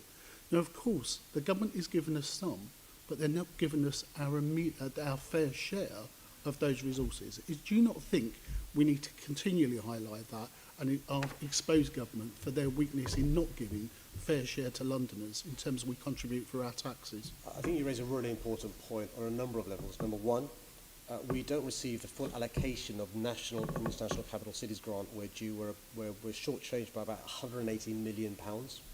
Number two, the government announced 20,000 additional officers for the country. We should get 6,000 of those. We've only been given 1,300 so far. It's really important we get all 6,000 as soon as possible. Number three, some of the additional money we spend that we're promised by way of special grant, and when we spend it, we don't get. And so the Met Police suffers hugely as a consequence of that. Really important we get proper remuneration for that.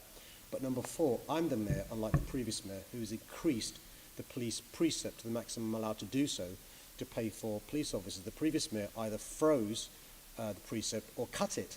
So there was no police precept, which left us in a perilous state. The additional thousands of officers we have are thanks to contribution made by City Hall, and we mustn't allow some people to try and claim the credit for additional policies and resources thanks to a Labour mayor, but then criticise us when we lobby the government to do so, not help us to get more resources from the government. Thank you, Mr. Mayor. Right, thank you. We now have our next question from Assembly Member McCartney, and that's on food insecurity during COVID-19 second wave. Mr. Mayor. Thank you, Chair. London's already high levels of food insecurity have risen during the pandemic, and I'm very concerned about further spikes in the coming months. That's why I've been working with central and local government and voluntary and community sector partners to do three things: monitor demand for food aid across London, ensure all local authorities have a food transition plan in place, and help central government partners to understand and unlock the resources local authorities and voluntary and community sector partners need to support Londoners in the months ahead. I'm particularly concerned that a number of government funding streams are coming to a close, just as food insecurity may be about to rise again. Local authorities' initial response to COVID-19 was based on the assumption that the costs incurred for some boroughs running up to £80,000 per week on food alone would be reimbursed. But this has not happened, and we can't assume local authorities will be able to respond in the same way without that guarantee. I'll continue to work with the London Transition Board and Strategic Coordination Group to ensure the focus on this issue is not lost. The government must also, Chair, now reimburse local authorities fully for the costs they've incurred to date and make funding available to support them and their VCS partners to meet the food needs of vulnerable Londoners in the months ahead. It should also be clear that food insecurity is a manifestation of poverty, and the tools to tackle this lie with the government. More needs to be done to ensure all Londoners who need it can not only access the food they need in the months ahead, but are supported to escape financial hardship. Thank you, Mr. Mayor. And as you rightly say, food insecurity and poverty were rising before the pandemic hit. And what this pandemic has done is highlighted the precarious nature of many Londoners' finances. This week is London Challenge Poverty Week. Today the focus is on children. Now, you and me have campaigned for the extension of free school meal entitlements to cover school holidays, as have child property groups and individual food insecurity and poverty campaigners such as Marcus Rashford. But I'm quite tired having to do that every time a holiday is coming up. Do you agree with me that with the October half term coming up, that actually the government should just say they're going to allow those entitlements to be extended over all holidays while the pandemic is taking place? The Welsh Government have announced yesterday that they will do that up until next Easter. Wilson, can I just, as the mayor of this great city, pay tribute to Marcus Rashford, a Man United player, and it pains me to say so as a Liverpool fan, but he's been brilliant in relation to his campaigning. It was his campaigning that led to the U-turn from the government in relation to free school meals for children during these summer holidays. I am really concerned because this October half term for some children will be 2 weeks rather than one. That means if you receive free school meals in normal school term time, for 2 weeks potentially, you may go without a decent, hot, nourishing meal. And it's really important that the government therefore provides the support needed for those families to receive free school meals for their children during the half term. But also, let's not wait until December to start discussing the Christmas holidays. And let's not wait for Marcus Rashford to have a campaign. And so I think we need to lobby the government to say, look, half term is next week. Many families are now thinking about what they're going to do during the half term. They should do what the Welsh Government has done, and to say that during the half term, this entitlement that these children have, who are some of the most vulnerable, will continue during that half term. Thank you for that, and thank you for the promise to lobby government on this issue. And I'd be also grateful if you could lobby them to perhaps extend free school meal provision to cover all those families perhaps that are in receipt of universal credit or other equivalent benefits, because as you said earlier, and as your letter to government clearly states today, it's those particular families who are in great financial precarious situation. But you mentioned also the fact that the government have not funded local authorities for the work they did during the first wave of COVID, and with the second wave now happening, what does the government need to do, not only to support local authorities, but also to the wonderful community and voluntary sector, which really stepped up over the last few months and have really delivered food in particular and support to the most vulnerable people in our communities. Yes, a really important point you raised, and can I also echo your comments about the voluntary and community sector doing an amazing job in this area. Look, the point I'd make to the government is our councils in London are suffering a massive gap, a funding gap, between the money they've spent in extra costs and the lost income. It's about £1.4 billion. Our councils, there's a gap. But similarly, many of our voluntary and community sectors haven't been able to do the fundraising they do because of COVID-19. The marathons run and the sponsorship there is there, the autumn fairs, the summer sales, the various events they do, they've not been able to do. So they're really struggling with the monies they normally have. And that's why it's really important the government steps in to support councils and community and voluntary groups. And also, I'd say to those supermarkets and food providers who are doing very well, they should think about whether they can also contribute towards food banks. Many food banks, as you know, rely upon the contributions of surplus shopping by ordinary people. Well, many families are now struggling to even feed their own families without doing this additional surplus shops to give to food banks. So we've got a perfect storm here where there's the greatest demand for food banks and help, but food banks and others have a real shortage of supplies. That's why it's so important the government steps in to support these vulnerable families. Well, thank you, and thank you for your lobbying efforts. It is appreciated. Deputy Chair, I'm asking the next question, so if you can kindly step in for that, please. Thank you. Mr. Chairman, go ahead. Thank you, Deputy Chair. London is facing an unemployment crisis, but one that could be averted by government action. I've written to the Chancellor to urge him to extend the furlough scheme for particular sectors, as his new job protection scheme will fail to prevent mass redundancy in otherwise viable businesses. I've also provided the government with a list of shovel-ready projects and investment opportunities that could kickstart growth and create jobs in London. At City Hall, we acted quickly to ensure unemployed Londoners affected by the pandemic are benefiting from the devolved adult education budget. After taking immediate steps to ensure the financial security of adult education providers, in May, I launched the £11 million COVID-19 response fund to help meet the training needs of key groups affected by the pandemic, including those made redundant as a result of COVID-19. From this academic year, we've also introduced new flexibilities to fund more pre-employment and job-focused training. And in August, well ahead of the government's lifetime skills announcement, I extended fully funded level 3 qualifications to all unemployed Londoners to help them retrain and find new employment opportunities. My Construction Academy and Digital Talent Programme, the London Enterprise Advisor Network and the Workforce Integration Network are also helping Londoners most in need to access opportunities and career support. The Employment Rights Hub is helping Londoners to understand their rights at work. I should say this, Deputy, unemployment and supporting Londoners into good work is also a key priority for the London Recovery Board. The board is currently developing action plans, including how we can expand access to skills training and good employment opportunities. Thank you, Mr. Mayor. Young people are particularly hard hit during these very, very difficult times, with those aged 16 to 24 suffering the biggest drop in employment compared with other age groups. One of the 8 missions promoted by you, Mr. Mayor, and the Recovery Board is the New Deal for Young People.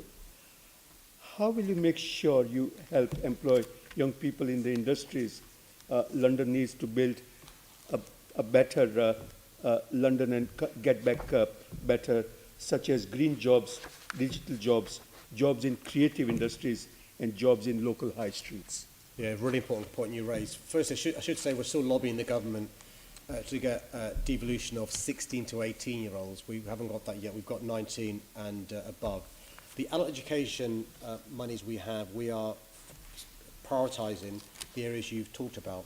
Not just those who need reskilling, who may have lost their jobs. Really important we get them back into work as soon as possible. But also future-proof jobs when the new normal begins. So a number of things we're doing, Chair. The Mayor's Construction Academy is doing lots of work in relation to supporting these young Londoners. We're making sure that they receive the right careers advice. So the London Enterprise Advisor Network are businesses who go in to give the right advice to young people, one of the worst things we can do is send people in the wrong direction, the jobs that aren't future-proof or helpful. And the final part of the equation is to make sure that we support businesses to be able to access the skilled young people, whether they're apprentices or working with adult colleges, to make sure there's a connection between the jobs that employers are creating and the skills they need and the young people having the skills to do the jobs created by these employers in London. Thank you. The rise in unemployment is not only impacting young people, what we discussed. In fact, between May and July, was 65s experienced the largest increase in the economic inactivity across UK. Some of these people may be choosing to retire, but others may be being forced out of jobs as well. How are you ensuring that you also provide targeted support to older Londoners looking for employment? So you're right. The analysis shows that those who suffered the worst in the job market are younger Londoners and those above 50. And it's really important we help older Londoners as well. We can't, just focus on young Londoners, important though they are. So a number of things we're doing is we still have European Social Fund, something called the Sector Skills Programme, and we're investing £6 million of that money to give unemployed Londoners skills to progress in those industries that are doing well and where there's a demand. And we've also introduced adult education budget flexibility to allow unemployed learners who've achieved the first level 3 qualification to go further as well. And the other thing you'll be aware of, Chair, from a previous Mayor's Question Time, is we're giving free adult education to those who receive a minimum wage to get the skills to get a living wage and more as well. But you're right to remind me that we've got to also focus on older Londoners as well, particularly those above 50, those above 65. You'll be aware that the damage to retail has meant many older Londoners have lost their jobs, and so we're keen to make sure we get them skilled up for any jobs that are available in other sectors. Thank you, Mr. Mayor. That's the end of my questions. Thank you. Okay, well, thank you. We'll go on to the question from Assembly Member Hall, and it's back to you, Chairman. Thank you, Deputy Mayor. Deputy Chair, even. Thank you. I'm very proud of what we've already achieved in beginning to deliver the genuinely affordable homes that Londoners so desperately need. We've hit every one of our annual delivery targets, and last year we started the most new affordable homes in London since GDAIR records began in 2002, as the recent cross-party report from the Assembly Housing Committee recognised. That report also found that more affordable homes have been started in the first 4 years of this mayoral term than in either of the previous 2. The renewed emphasis I put on council housing delivery has been particularly effective, with 2019-2020 seeing the most new council home starts since 1983. As well as delivering more genuinely affordable housing, bringing councils back as a major player in house building also helps diversify the sector, making it more resilient to the ups and downs of the market. In delivering the current programme, we have, however, faced a number of challenges not of our own making, including Brexit, the urgent need for cladding remediation, and most recently the impact of COVID-19 pandemic and the accompanying work restrictions and economic upheaval. At the outset of the pandemic, we acted quickly to convene a cross-sector housing delivery task force to identify how to keep on track with our ambitions to build homes of all tenures. The task force issued its report in July, calling for a government-funded recovery package to give affordable housing providers and private developers the support and confidence they need to keep building. The government has given a year's extension to the current Affordable Homes Programme to account for the impact of COVID-19, and my team has worked closely with providers to support their delivery work throughout this period. In particular, we've had some very positive discussions with councils about driving forward and even increasing their programmes over the next few years. As a result of all this work, I believe we're in the strongest position we could be, but hitting the targets will still be a real challenge given the circumstances. The outlook remains uncertain as COVID cases continue to rise, and protecting public health must, of course, come first. We will keep on working hard to try and hit our targets, keeping the Assembly updated in the usual ways. Okay, thank you. You've been given a total of 4.82 billion from the government to start 116,000 affordable homes by, and you've said it, the extended deadline of March 23. Why has over £500 million of this funding not yet been allocated? Well, we allocated the numbers of homes for the 116,000, and we're having discussions with housing associations and other developers in relation to challenges they have. But the allocations of the monies for the 116,000 have been done. What makes you think you could spend any further money from the government if you've not even managed to spend all the money that you have? Well, we have allocated the housing starts. You'll be aware of the needs there are in London, and so we're working with developers and others to make sure we can meet the target that we've agreed with the government. And as I said in my answer, we've met every target so far during this programme. Well, of the 116,000 government-funded homes, you've still got 57,000 to start by March 23. How many of these homes do you expect to start each year? And will you start setting annual targets for each of these?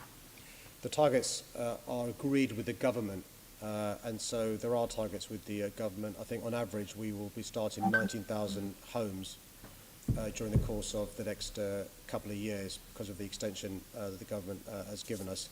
By the way, the government also gave an extension to Homes England for homes outside London because it's an issue the entire country has. So the targets are agreed with MHCLG.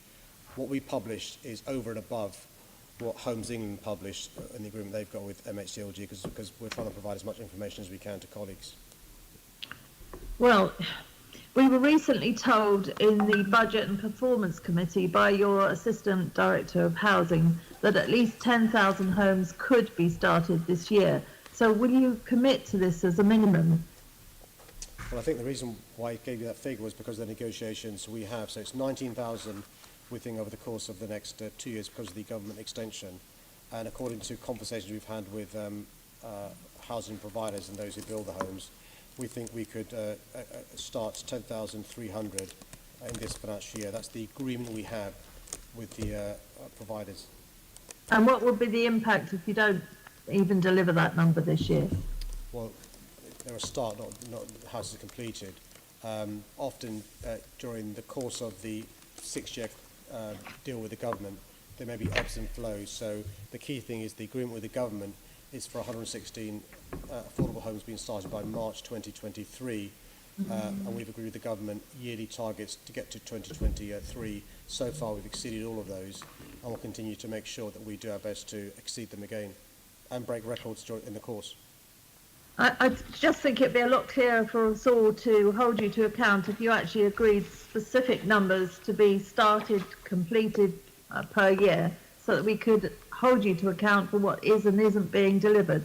I think that may be above your pay grade because it's what the Secretary of State for MHCLG agrees with us. But if you've got concerns with this, then you can raise it with MHCLG. It's the transparency from you, Mr. Mayor, that I'm asking for. Well, I'll leave it at that, Chairman. Thank you. You'll be aware, Senator Hall, that we publish far more than Homes England publish, even though they've got the same agreement with MHCLG. If there are any particular concerns the member has with the agreement we've got with MHCLG, then she can, of course, take it up with MHCLG if she's not happy with the response I've given. I'm very often not happy with the responses you give, Mr. Mayor, but we have to put up with it, I'm afraid. Such is life, I'm afraid, Chair. I'm always happy with the questions he asks. We'll clip that one. I assume that's end of that communication.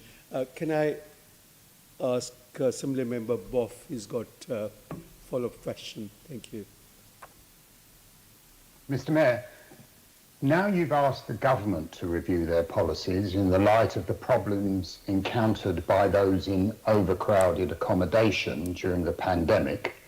Will you now review yours? We always keep our policies under review. Mr. Mayor, you point-blank refused to review your housing strategy at previous meetings. Have you decided that perhaps you should now? No. The fact that you're always reviewing your policy doesn't mean any individual strategy or plan should change. Once we've got finally from the government approval of the draft London plan so it can become a London plan, other things may flow from that. But a lot of those things are contingent upon the government finally signing off the London plan. It's been with them since December now. Once we've got that agreed from the government, we can then look at what other things flow from that. There could be SPGs or other things to amend policies. And if the member is keen for us to change any particular strategy, he should try and persuade the government to sign off our London plan at last. My job is to try to persuade you, Mr Mayor, as is the Assembly's, which has unanimously agreed that your housing policies need to be reviewed. But thank you. Is that a question there? I think it was a flourish. Okay, let's move on to the next question, which is from Assembly Member Prince on Barkingside South LTN. Thank you, Chair. The London Borough of Redbridge successfully bid for streets-based funding in June to deliver a number of low-traffic neighbourhoods, including Barkingside South and School Streets. This funding formed part of a package announced by the Secretary of State for Transport in May as an emergency response to the COVID-19 pandemic. The only money made available by the Department for Transport, DFT, for Transport for London, TfL, to share with local authorities was for the express purpose of supporting measures to enable more walking and cycling, including low-traffic neighbourhoods to ease pressure on public transport and prevent a spike in car use. The allocation of all funding was jointly agreed by TfL, City Hall, the DFT and Number 10. While the Borough is ultimately responsible for the design and implementation of the scheme, as well as engagement, TfL has provided a range of support throughout the planning and implementation. TfL has developed guidance informed by the DFT for local authorities to plan, design and implement effective walking and cycling schemes. This is available on the TfL website. TfL provided specific technical support to Redbridge Council during the development of the Barkingside South scheme, including guidance on traffic implications for surrounding roads, impact on bus services in the area, and mapping the scheme onto emergency services and navigation systems. Following the scheme's introduction, TfL is monitoring bus journey times and traffic data and adjusting traffic signal timings. I'm aware that there are local concerns about this scheme, and it is right that the Borough continues to engage with the local community to make sure any issues that have become apparent are considered and dealt with appropriately. But we mustn't lose sight of what is hoped to be achieved by introducing these types of schemes. By providing alternatives to car use for those who can walk or cycle, the streets-based programme seeks to prevent a damaging and unsustainable car-based recovery, which would increase congestion and road danger and negatively impact air quality and public health.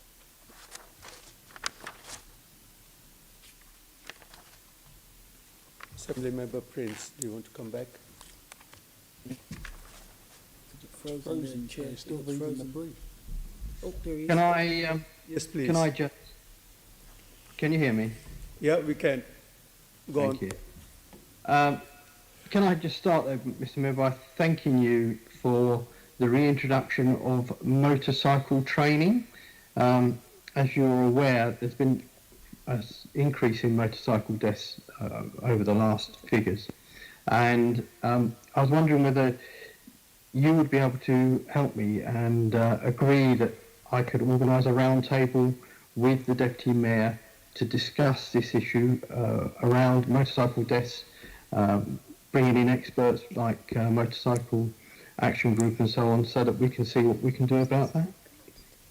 Can I just say, Assembly Member Prince has been a really good champion for motorcycle safety, and some of the issues they have been brought to my attention. I'm more than happy, because he's always very collegiate and always has good ideas, to arrange for a meeting, a roundtable, as he suggested, with Deputy Mayor Heidi Alexander. Thank you, Mr. Mayor. So moving on to Barkingside South, thanks for the very full response. I mean, you probably are aware, Mr. Mayor, there's been a 4,000 person petition. Hundreds of people, you won't be aware, hundreds of people have contacted me. There's the Twitter campaign, hashtag Barkingside Chaos. I'm just wondering, Mr. Mayor, what you could do to help the people of Redbridge who are clearly opposed to this scheme. What could you do to help the people of Redbridge, Mr. Mayor? Well, what I say, Chair, respectfully, is the Council is engaging and listening, as they are across London councils when they've got low traffic neighbourhoods. And he mentions those people who have signed a petition The council will also take the views of those who haven't signed a petition, but who may have views, and it could be argued are in the silent majority. So the key thing, though, I'd say to the Assembly member is, I know he's done a good job engaging with the council and with residents to continue to do so. One of the things the government required councils to do was have these schemes up and ready to go very, very swiftly. That's led to some challenges across the city. Redbridge aren't alone in this. And he needs to continue doing what he's doing, which is to, work with residents, work with the council, work with businesses, work with the emergency services to get the best possible scheme in that part of London. Thank you, Mr. Mayor. But do you think it's right that there was little or no consultation with the blue light services, which has resulted in a number of delays for them attending emergency call-outs, and there does seem to be a need for urgent change to some of the scheme just to allow access to emergency services? I mean, it's just worth reminding all of us that the schemes across London arose from an emergency traffic order and that the government introduced for good reasons, because the government was keen to avoid a carnage recovery, but to deal with the pandemic and to allow social distancing being kept and the rest of it. And so my understanding is that the councils have been speaking regularly with the blue light services. They will continue to do so.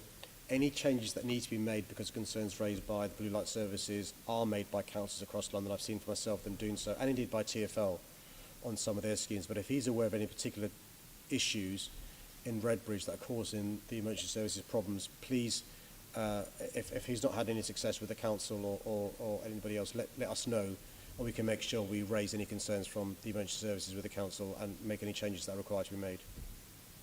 Thank you very much, Mr. Mayor. That's really helpful. Thank you. I have two follow-up questions, Mr. Mayor. One is from Assembly Member Devenish, and another is from Assembly Member Bailey, in that order. Assembly Member Devenish. Mr. Mayor, isn't the issue really about public consultation? And you'll be aware that during COVID, public consultation has got much better across London boroughs with online forms of communication on planning, for example. So all we really need to do on transport, so we don't become such a political hot potato, is have more public consultation. So will you make sure that TfL now do start public consultation for all of the emergency schemes that have gone in during COVID? There's a basic ignorance about these schemes, which is worth just educating Tory members about. These are council schemes. These are council schemes. Now, if he's been critical of Kensington and Chelsea and Westminster, but he's scared to say so, then he should just say that. TfL are very much involved in most, if not all, of these schemes, Mr. Mayor, and it's the point about public consultation. Can you support the boroughs, if you're saying it's the boroughs, can you support them in terms of improving public consultation? Because the issue isn't an issue, we don't want to argue about this, we just want to let the Londoners actually have a choice in how these are implemented. They're not having their say quite often. Well, the problem, Chair, is he's in danger of misleading Londoners by what he's reading out. And I'm sorry he did... You should know. I'm sorry he did Keith Prince a discourtesy by not listening to the answer I gave him, which answered this question. These are council schemes which we help administer for the DFT. And one of the things that the government requires for these schemes to be in place very quickly from the councils, or they will be unsuccessful in securing the money and getting the schemes off the ground. I accept, though, that because the councils were required to get the schemes off the ground very quickly, often there's not been a chance to have proper public consultation. That's why the good councils, and I don't include KNC or Westminster in this, or Wandsworth, have been listening, engaging, and working with residents and emergency services to ameliorate any problems and to improve the schemes. Sorry he took a very partisan view, Chair, but I'll leave it there. Thank you. Assembly Member Bailey. Mr. Mayor, you say these are council schemes and they're being supported by TfL, and that's correct, I'm sure. But in the Redbridge case in particular, there's some real safety concerns. And I'm wondering if you can prompt TfL then to support the council more, because the council are not listening to local residents. The very particular safety concern I'm talking about is the signage. Much of the signage for the LTNs is incorrect. And in one example in particular, there's no signage, so cars are turning off of the A12, being confronted with a barrier and then having to back onto the A12, which is of course highly dangerous. And I wonder if you can get TfL to have a look at that, because the residents haven't been able to get the council to do anything about it. Well, Chair, you'll appreciate that I'm not fully cited of an issue with the A12, but if the member wants to email my office, I'm more than happy to look at particular concerns, particularly if there's safety concerns. I think that's a good way forward. Yep. Thank you. Agree to that? Thank you. Okay, I've got further intervention from Assembly Member Steve O'Connell, please. Okay, thank you very much, Chair. Mr. Mayor, I'll be brief on this, and I've listened to the debate. The issue in my neck of the woods is a cross-border consultation. I'm talking about the Crystal Palace area that actually is the conjunction of 5 boroughs, but the main effect, I believe, is the imposition of the OTNs, which in principle, with proper consultation, I have no objection to, and the effect on the adjoining borough of Bromley. So I would urge, and I've written to TfL, to urge your support that there is proper consultation, and indeed that consultation cuts across adjoining boroughs, because it does affect residents in their normal business running across both boroughs. Would you just accept and confirm that, Mr. Mayor? Yeah, and I know the area well, and he's right. It is literally 5 boroughs on that palace area, and there are unintended consequences in relation to what Borough A may do on other boroughs, and there are other examples across London as well. I'm more than happy if he wants me to look into any particular cases. Heidi Alexander's doing a good job trying to negotiate them, but he's absolutely right. There is an anomaly, I don't want to call it a loophole, which means that Borough B could often have adverse consequences because of very good policies in Borough A that are working for Borough A, but lead to displacement and other challenges. Absolutely. Thank you very much, Mr. Mayor. Thank you. Right. Next question is from Assembly Member Pigeon on the Civil Town Tunnel. Chair, before I get to Assembly Member Pigeon's question, can I, with your permission, make a short statement? Yes, Assembly Member, we are facing very fast-moving situation. I believe there's been some announcement in House of Commons, and it's only appropriate and important that we allow Mr. Mayor to have a short statement on that. Thank you. Thank you, Chair. Apologies for the interruption, Chair, but I've always very important for me to keep the Assembly updated with developments on an important issue. I've just received confirmation that the government has now confirmed and announced that London will be going into Tier 2, or the high alert level of restrictions. This means from midnight tomorrow, Londoners will not be allowed to meet socially with people they do not live with indoors. This includes private homes as well as pubs or restaurants. Londoners can meet friends and family outdoors, but only in a group of up to 6 people. People in support bubbles can go and meet in as before, and informal childcare may also be provided. As I have repeatedly said, nobody wants more restrictions, but these additional measures have been deemed necessary in order to save Londoners' lives by myself, London Council leaders and the government based on the latest expert scientific and public health advice. I know these further restrictions will require Londoners to make even more sacrifices, but I'm afraid we've been left with no other choice.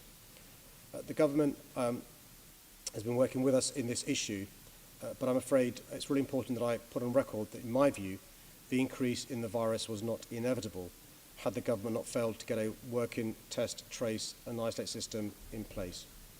Moving London to Tier 2 will, we hope, help to slow the spread of the virus, take pressure off the NHS and help avert the possibility of a full lockdown lasting months, which should be the worst possible outcome for Londoners and our economy. So I'd urge all Londoners today to follow the new rules so that we can support our NHS, save lives and protect our economy. I understand, Chair, that the Secretary of State has made a statement in Parliament, and I thought it proper that the Assembly are notified as soon as I could. I'll appreciate, Mr. Mayor, the announcement. Given the seriousness of the implications of the situation we find ourselves in, I'm happy for any follow-up questions within the sort of normal mayoral report arrangements that we have. If any member member wants to raise any question, but just a caution that the time will need to come out of the group time if you do want to raise any question. Otherwise, you're welcome to whatever issues you may have, pick that up with the Mayor after the Mayor's question time. No, I don't believe anyone wants to have any question immediately to the Mayor. So we resume the MQT as per the agenda. Yes, it is question from Assemblymember Pigeon on Silvertown Tunnel. Mr. Mayor. Thank you, Chair. Investment in the Silvertown Tunnel will bring widespread benefits to London. By finally addressing the long-standing issues at the Blackwall Tunnel, it will massively reduce congestion in the area, improve air quality and support economic growth in East London. The construction cost of the project, anticipated to be around £1 billion, has been regularly published since 2014 and has not significantly changed in that time. The costs to Londoners of existing congestion at the Blackwall Tunnel are huge. TfL estimates more than 1 million hours are wasted each year in traffic queuing for the Blackwall Tunnel. The areas around the tunnel suffer from some of the worst air quality in London. The tunnel has had to close over 300 times this year alone, even with lockdown impacting traffic levels. This leads to traffic chaos, with miles of standing traffic emitting fumes across wide areas of South and East London. Doing nothing to address these options is not an option. TfL awarded a design, build, finance and maintain contract to the River Links Consortium at the end of 2019. Only once the tunnel has been built and is opened will TfL begin to make repayments to River Links. This means that TfL is not liable for additional payments or delays in the same way as more traditional construction contracts. River Links will be responsible for maintenance and the renewal of the vital systems and equipment for over 25 years. TfL currently anticipates repayments will amount to around £65 million in the first year, but the actual amount will vary depending on inflation and the performance of River Links. TfL anticipate that revenue received from user charging at the Blackwall and Silvertown tunnels will cover these payments and generate a surplus that will be reinvested in the transport network. River Links has no entitlement to this revenue or interest in the operation of the user charge, being to manage traffic and environmental impacts. Even as traffic has decreased dramatically on some roads in London during the COVID-19 pandemic, congestion has continued at the Blackwall Tunnel throughout, and traffic levels through the tunnel have already returned to pre-pandemic levels. This vital river crossing will reduce congestion, transform cross-river public transport connections, and improve some of the worst air quality anywhere in London. Thank you, Mr. Mayor. Less than a year ago, TfL issued a press release stating that the Silvertown Tunnel was a £1 billion project, and you've confirmed that today. But do you accept that, including all the annual payments up to 2050, that its real costs will actually be £2 billion?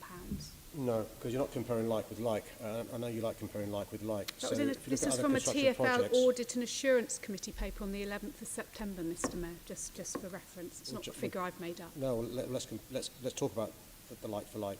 So when it comes to construction projects, you're including the cost of maintenance and the cost of finance. So when it comes, for example, to a comparable project, the cost of bank station capacity upgrade, we don't include in that construction costs the cost of the maintenance over the next 25 years, of the costs, or the cost of us borrowing the money to do so. And I think you're in danger of not comparing apples with apples. Okay. Let's move on to another cost that I'd like to look at today. The financial package for the road tunnel relies on income from tolls, but the deal really relies on the tolls being buoyant. They can never be set at a level that would actively deter people from driving, and even long-distance commuting by car cannot be effectively challenged as the tolls need to pay for this huge bill. How do you square your support for the Silvertown Tunnel with your commitment to avoid a car-led recovery from COVID? A number of reasons why. Firstly, you'll be aware from the answer I gave, which is we already have a car-led recovery in the tunnel. The numbers of people using Blackwall Tunnel hasn't gone down. The numbers of times it's been closed isn't going down, and the cost to both health in terms of air quality, the cost to businesses in terms of loss of productivity by congestion has been increasing. One of the things we managed to secure in relation to the Silvertown Tunnel was a lane reserved for buses. And you'll be aware our buses now, thanks to policies of this mayor, are fully ULEZ compliant, and we're getting more and more electric buses going forward. So we'll have in that reserved tunnel, reserve lane buses starting off at 24 buses an hour. But you'll also be aware currently public transport in that part of London is very haphazard and unreliable because the buses can't rely upon the tunnel. It's the one-decker, single-decker buses getting through the tunnel, which means people don't use the bus, instead drive. I'm also working on schemes to enable pedestrians to be able to cross from one side of the tunnel to the other without paying a fare, but also bicycles for cyclists to go from one part of the tunnel to the other without having to pay additional costs. So we've also undertaken an assessment of the impact of our policies on the new Silvertown Tunnel on the environment. Add to that the extension of ULEZ up to the north and south circular. This will be within the ULEZ area. The independent evidence we have is this will not make air quality worse, will not make congestion worse, but will in fact improve both those things. Okay, well, I wanted to come on to the environmental cost. Obviously, there are issues where you build roads, and quite honestly, I don't think I've ever seen a road scheme that actually has led to a decrease in traffic. But on air monitoring, Mr. Mayor, I'm concerned that at present, the new monitoring stations appear to only cover nitrogen dioxide, but not harmful particulate matter. So I'm wondering, will you give a firm commitment today to guarantee extensive monitoring of all forms of harmful pollutants on both sides of the tunnel, Greenwich, Deptford, New Cross, Tower Hamlets and throughout Newham, to assess the true impact of your Silvertown Tunnel?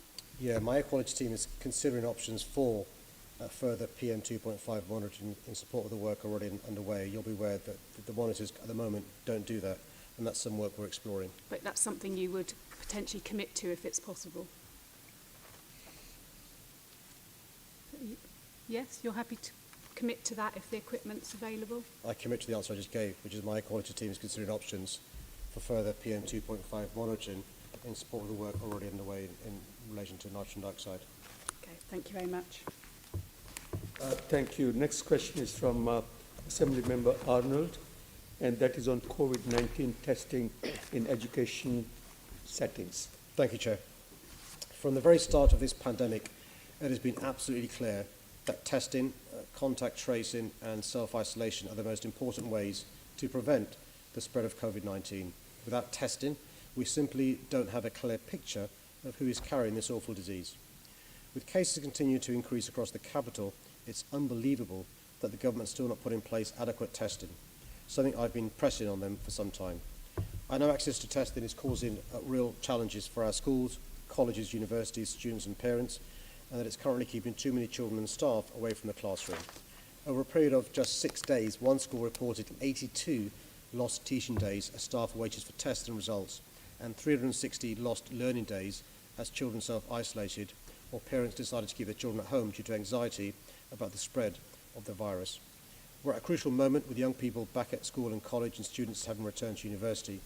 That's why last month I wrote to the Secretary of State for Health and Social Care, stressing how vital it is that some testing capacity is ring-fenced specifically for nurseries, schools and colleges. I've yet to receive a response. The allocation to schools and colleges of 10 test kits per 1,000 students with a 21-day wait to reorder is simply not good enough. The government needs to act urgently so test centres across London prioritise all education staff, including those working in early years, college and university, with results available within 24 hours. My Deputy Mayor for Education and Childcare, Senator Member Joanne McCartney, has been working with representatives from schools, universities and local and central government to coordinate London's education response to the challenge of COVID-19. I understand how crucial it is that the capital schools, colleges and universities remain open. I'll continue to press through whichever channels are necessary for a testing system that will allow them to do so. Right. Thank you, Mr. Mayor, for that full answer. Can I just take you back to the statement that you just made? Can you, do you have any information about what impact London being in Tier 2 will now have on the education establishments? Yeah, so Tier 2, which is high alert level, won't affect directly education establishments. What it will have an impact on is the issue of household mixing when it comes to families or those in families, either inside the home or outside the home. And so we're hoping there's no adverse impact on that. One thing that I spoke to the Health Secretary about both yesterday and today was the issue of increased testing, which is really important and linked with your main question as well. Yes, I mean, the frustration is that we just don't seem to be able to get any movement on such a common sense approach. So can I just ask you again, in Tier 2, we will have students, if you like, held in their faculties, in their universities. Who is going to be looking after their welfare? I know that there are universities provision, but is there an overview? Is somebody planning to look at the impact this is going to have on our students, especially those in universities? Well, you'll be aware as a Londoner that we have hundreds of thousands of students from outside London at universities in London. I think the last figure I saw was 500,000. And I'm really worried about not just their physical health caused by COVID-19, but their mental ill health caused by COVID-19, the stress, the anxiety, the worry, and it's a real concern. They're away from their families, often for the first time, unfamiliar surroundings, with people they don't really know, and they could be being told to stay in their halls of residence or their home, also told they can't mix with others.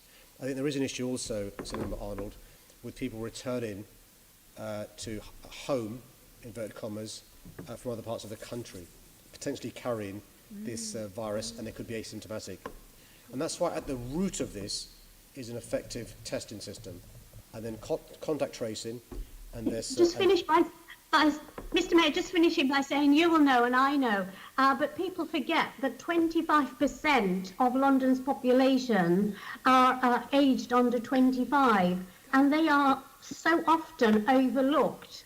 And so I know that you are as committed as I am and others are to ensuring their welfare. So please get somebody on this case and, you know, keep your foot on the pedal, because somebody has got to be speaking up for our young people. Otherwise, we're going to have a lost generation in London because of this blooming virus. Thank you.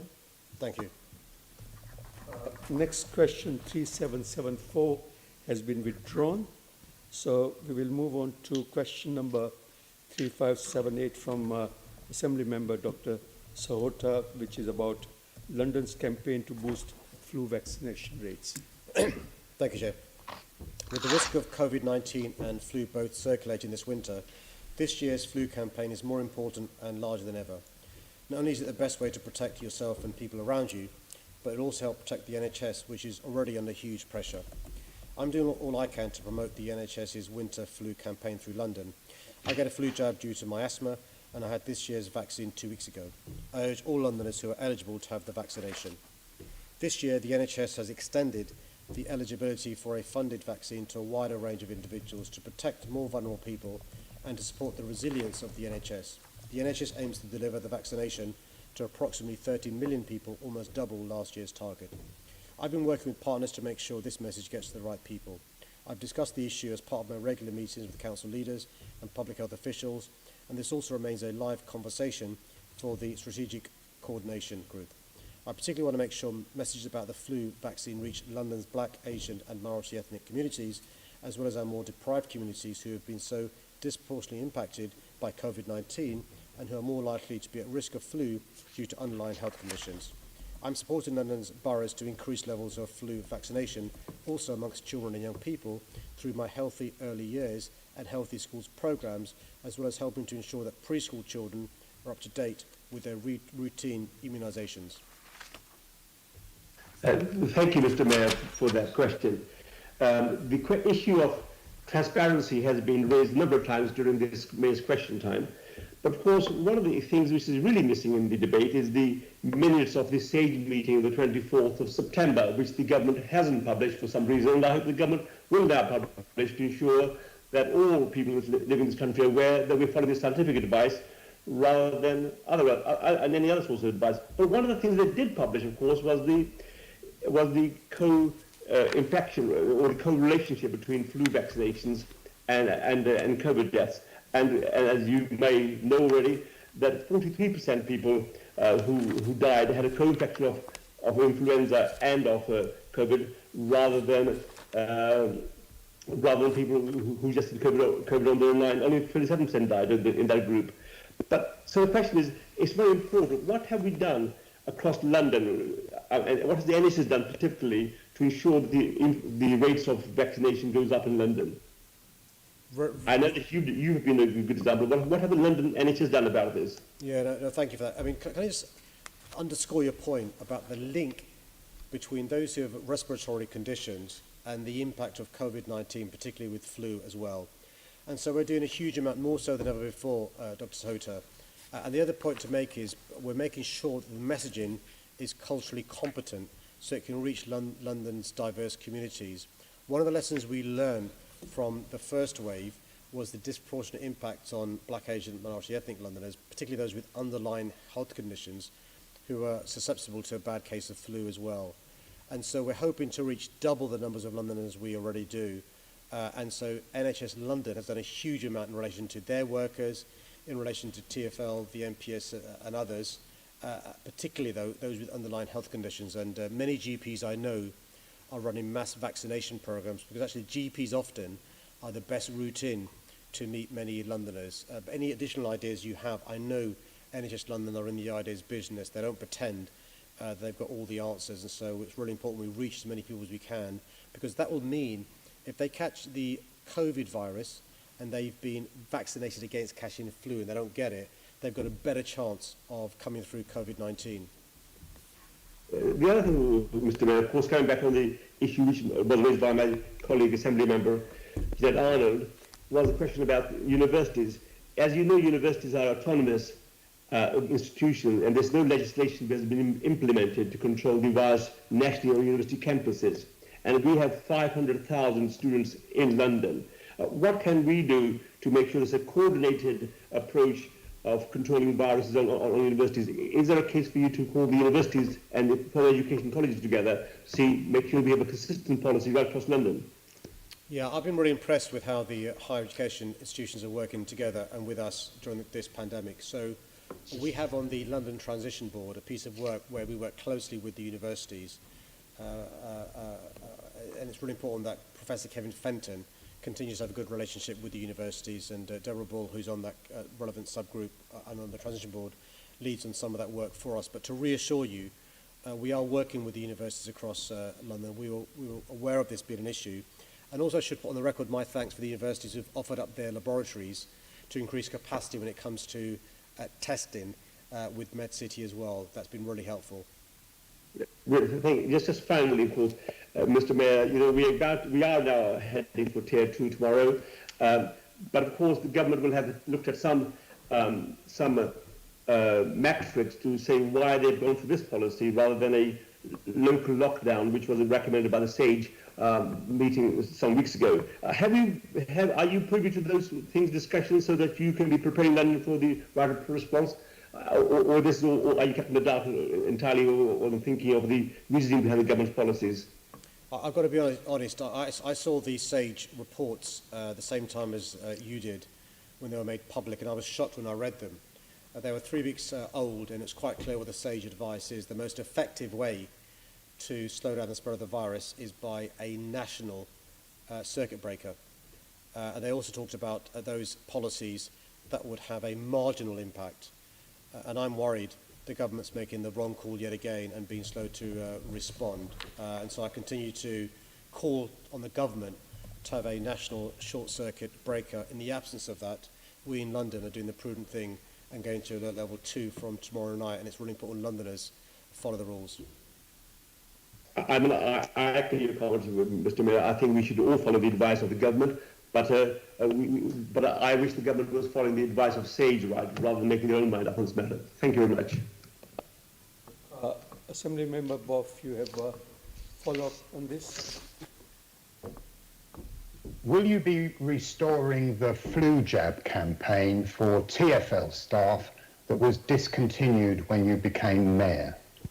So TfL staff are encouraged to have the flu jab. I'm not sure about the particular campaign you referred to. I'm more than happy to look at it to see if that campaign needs to be reinstalled. But I think the measures we're taking already will lead to more people taking that up. But I'm more than happy to take that away because I can't, off the top of my head, remember it.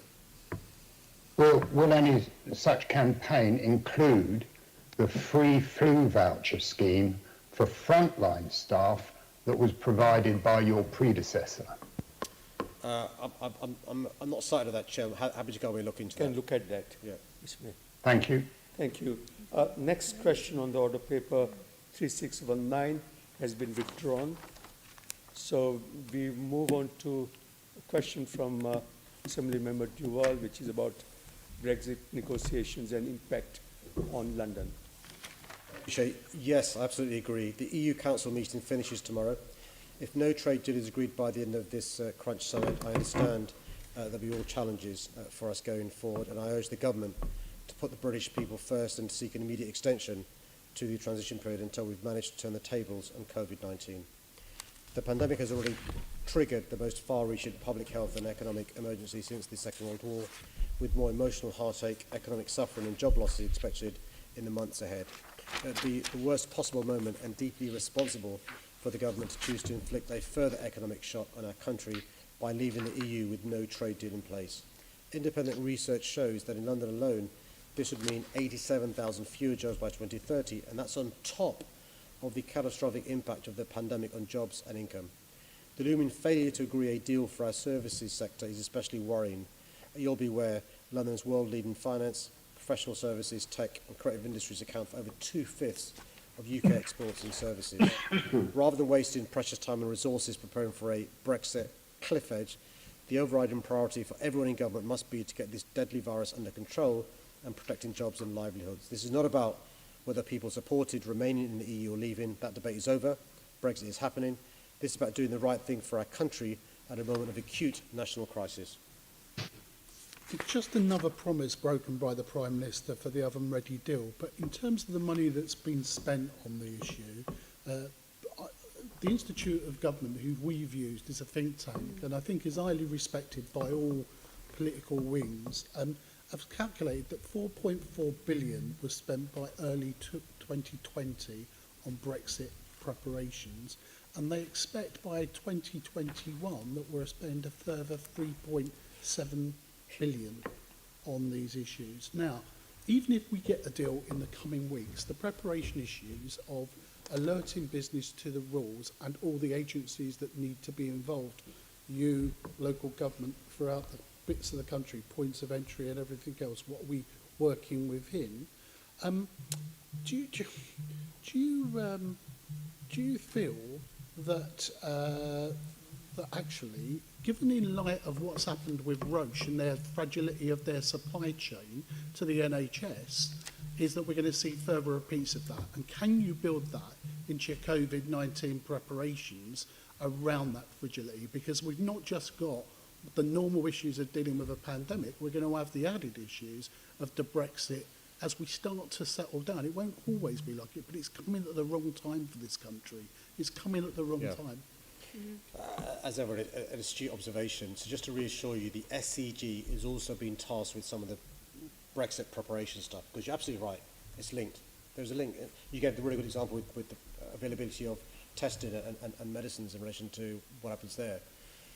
But it's also, frankly, offensive when you talk about those Londoners who are struggling to make ends meet with what the future holds, the lack of support from the Chancellor, and then be told all this money has been wasted on preparations, as the IIG and others have said. You're absolutely right in relation to this. But there's another point which you failed to mention, which is the impact on businesses.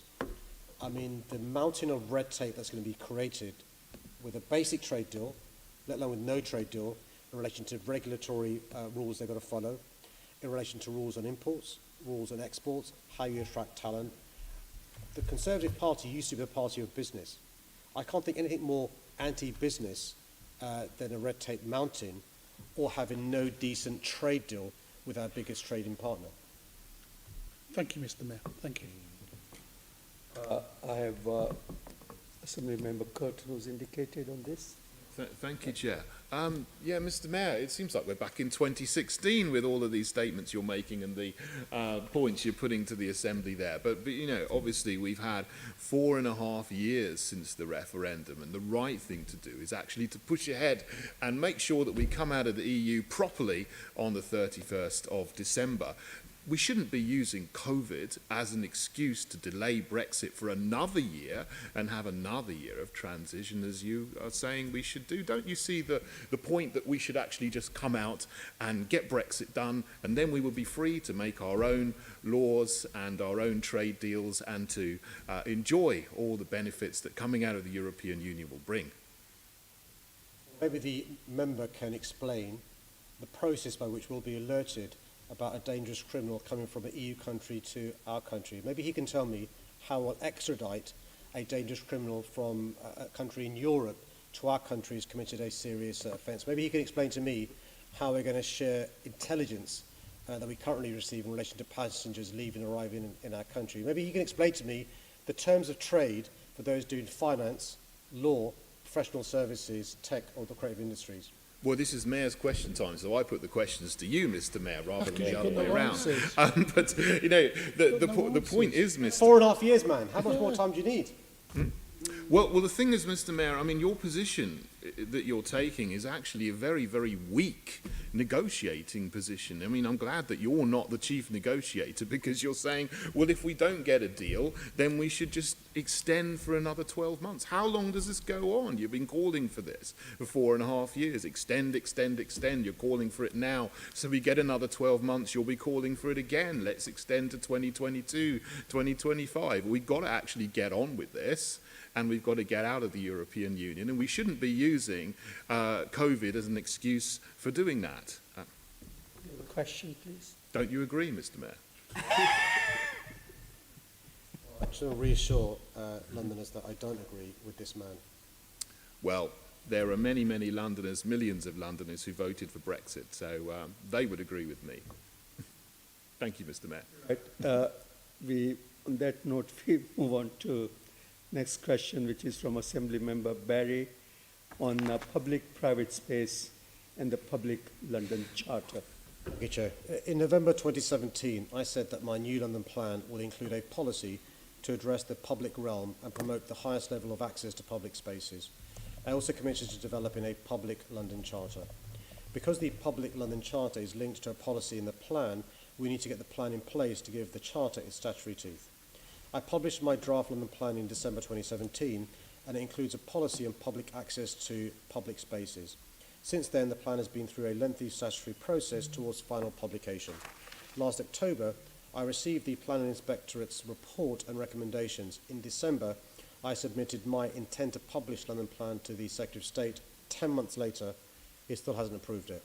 It's unfortunate that the Secretary of State is holding up the progress of the plan despite having had it since Christmas last year.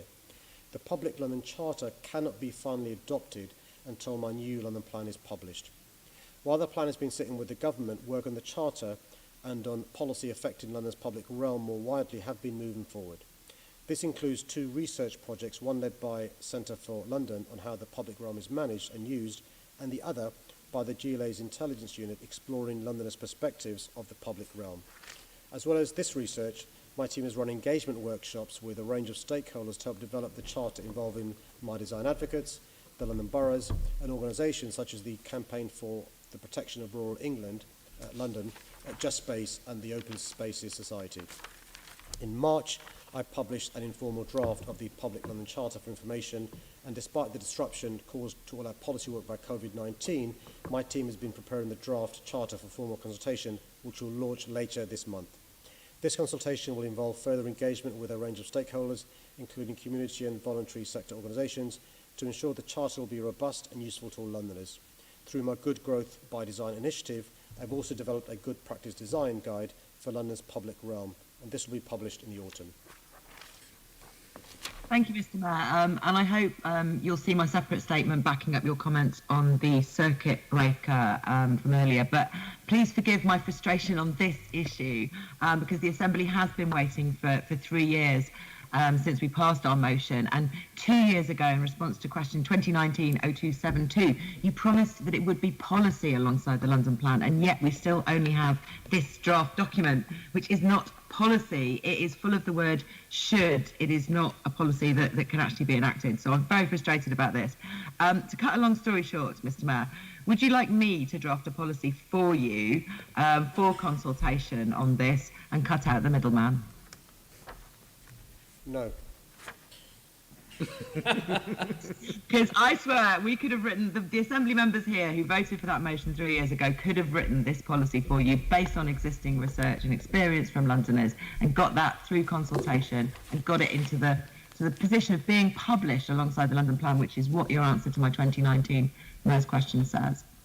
Maybe where the member can help me is persuading the Secretary of State to finally allow the London plan to do what it's supposed to do. It's been sitting on his desk now for 8 months, and if she wants to help, she can maybe exert some influence on the government.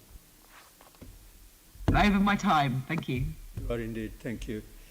Next question is from Assembly Member Devenish on face-to-face GP appointments. Thank you, Chair. The NHS has responded magnificently to the COVID-19 pandemic. London's GPs have developed a range of innovative solutions to provide advice and treatment with telephone and online consultations, including video, expanding in a way few expected, offering alternative methods of access. During the pandemic, the quick shift to digital appointments has helped slow the spread of the virus by enabling people to seek care from home. This has also helped vulnerable people reduce their risk to exposure. However, while digital appointments can improve access for many, they can also create a barrier to access for others. I therefore share the Assembly members' concern that some of the most vulnerable Londoners may be left behind. Everyone should be able to access their GP in a way that works for them, whether that's online, by phone, or in person.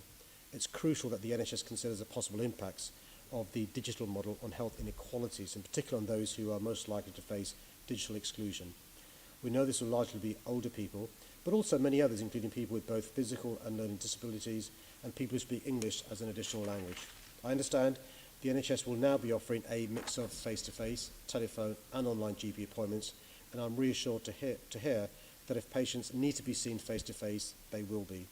The NHS must continue to offer face-to-face appointments, and new services and models of care must be designed and planned carefully and with close engagement with the communities who will be most affected. I'll continue to discuss the important issue with NHS London Regional Director, and I'll ask my health advisor, Dr. Tom Coffey, to take this issue up at his next GP roundtable.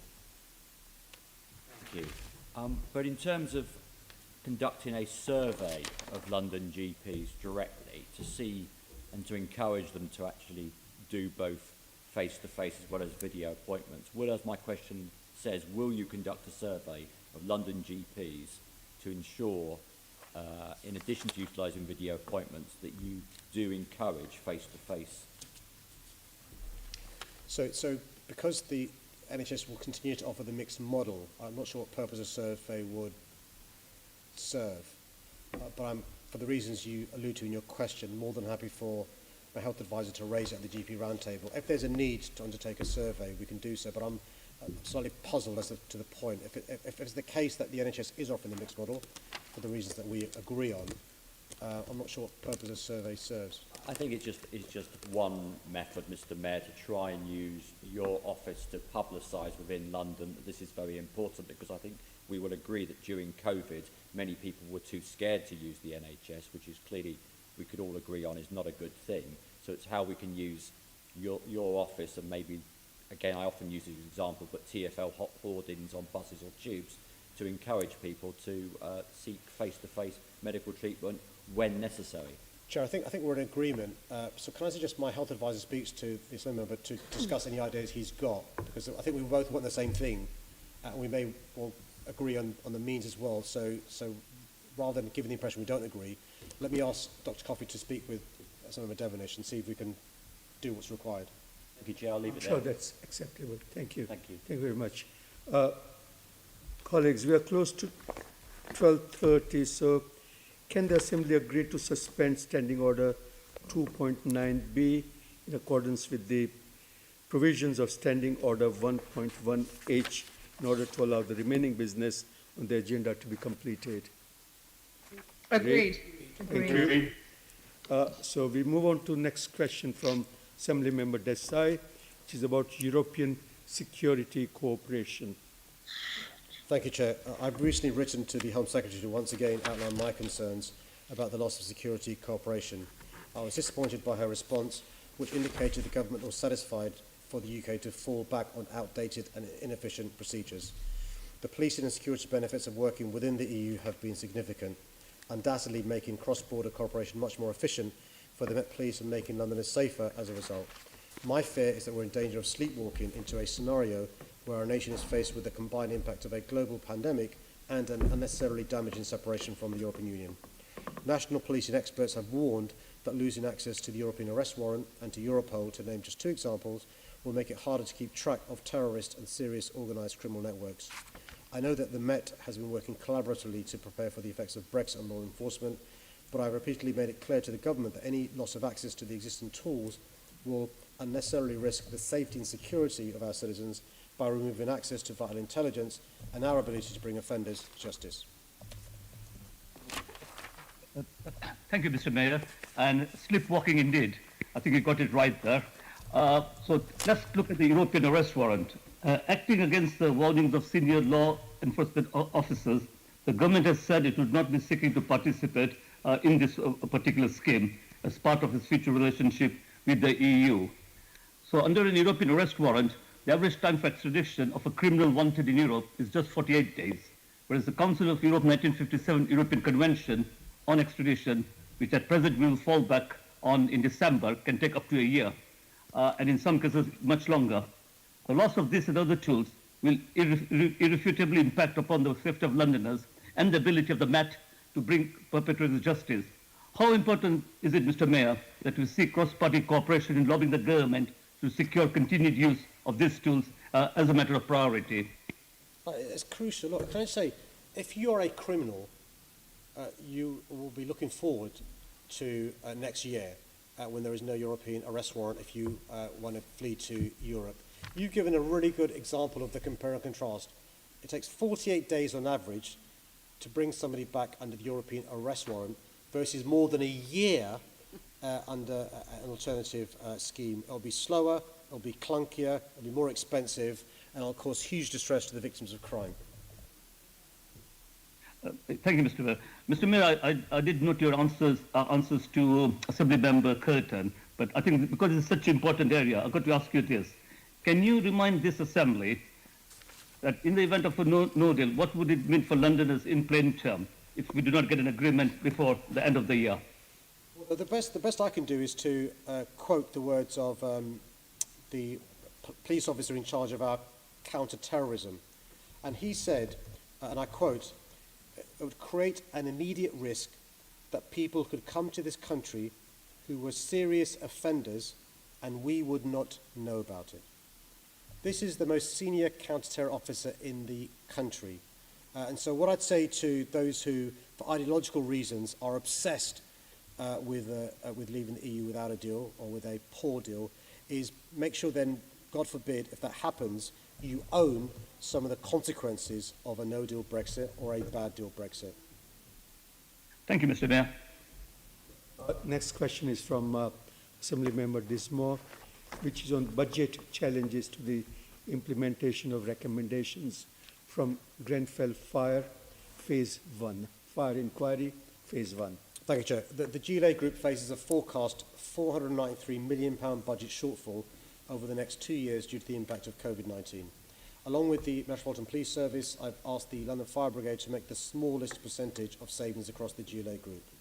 When I published my budget guidance in June, I asked the London Fire Brigade to find £10 million in savings in 2020-21 and £15 million in 21-22. I've since decided to use GLA reserves to give extra support to the Fire Brigade, reducing the savings required in 2020-21 to just £5 million. I've protected LFB's budget as much as possible, and I'm now waiting the outcome of their detailed budget work to be submitted in November. The Brigade accepted in full the recommendations of the Phase 1 report and is committed to making the improvements required. I've made it clear to the Commissioner that despite the budget challenges London faces, LFB must continue delivering the Phase 1 recommendations. The Brigade's Transformation Delivery Plan is supporting the effective delivery of actions to address the recommendations, of both the Phase 1 report and the issues raised in the report from Her Majesty's Inspectorate. Despite some delays owing to the COVID-19 pandemic, good progress has been made, with the Brigade having taken delivery of the new 32-metre turntable ladders and the 64-metre appliances arriving early next year. But as you know, transforming the Brigade will take time, and this is a long-term programme of work and change. Well, thank you for that answer. The Grenfell Fire Inquiry Report Phase 1, which was published a year ago, included 14 recommendations directed to the London Fire Brigade, and you rightly committed to implementing them fully, which is being done through the Transformation Project, which is changing root and branch the way the Brigade works. You've also contributed a welcome 2.2 million towards the cost of this. However, recently the Deputy Mayor stated the estimated cost of the Transformation Project was 4.1 million, whilst the demands on the Brigade are ever increasing. The Commissioner recently said, we don't know the full limit of what has happened inside the built environment over the past 10 to 15 years. And residential buildings which have been found to pose considerable danger to life from fire, and not just from ACM cladding that is, now require the Brigade's safety monitoring through fortnightly site visits with clear financial implications for the Brigade. What impact will the proposed reductions to the Brigade's finances have on its ability to deliver on the Grenfell Fire Report recommendations and to complete the transformation project? Well, it's really important, thank you for your question, it's really important we don't allow the financial situation that we're facing because of COVID-19 to have an impact on the ability of the fire service to do the inspections and the visits that you refer about and the transformation required. I accept it's a big challenge to undertake transformation and make savings and to make sure there aren't consequences on Londoners. The Commissioner reassures me that he will do his utmost to make sure there isn't a compromise in either of those two things, transformation or savings, and I'll be in a position to report back more once he submits the budget response in November. Well, thanks for that. It is the case, isn't it, that the Brigade has received no additional government funding to help implement Grenfell 1. It's also the case the government previously failed to provide the necessary additional funding soon after the fire, when the then Home Secretary refused the required £6 million for extra equipment and £6 million for revenue costs, for example, for fire safety inspecting officers to restore those cut by Boris Johnson. It's also the case, isn't it, the government voted against Labour's amendment to the Fire Safety Bill, and by doing so refused to give legal force to Grenfell 1 recommendations, which would have required building managers to share information with their local fire service about the design of external walls and materials, carry out regular inspections of lifts and individual flat doors, and share evacuation and fire safety instructions with residents in buildings. Do you think it's fair to say that all this shows the Conservative government to be at best indifferent to supporting the Fire Brigade's work to implement the recommendations of Grenfell and to keep Londoners safe? Absolutely. Look, and we've seen a situation where there are more obligations being placed on the fire service because of Phase 1 of the inquiry and the HMI report. There are no additional monies from government. In fact, money's been taken away. But at the same time, when the government had a chance to enshrine the Phase 1 recommendations, they voted against the amendment to do so. And you'll be aware from your long experience on the Assembly, and I know you held the previous Mayor to account, the previous Mayor's record of closing down fire stations, I think 10, removing firefighters from our city, I think 550, and removing fire appliances, I think 27. So Londoners know the track record of this Prime Minister when it comes to fire safety. Our job, the Mayor and the Assembly, is to make sure we give our firefighters the resources, support, equipment they need to be able to look after our city. Assembly Member Bob, you want to come in?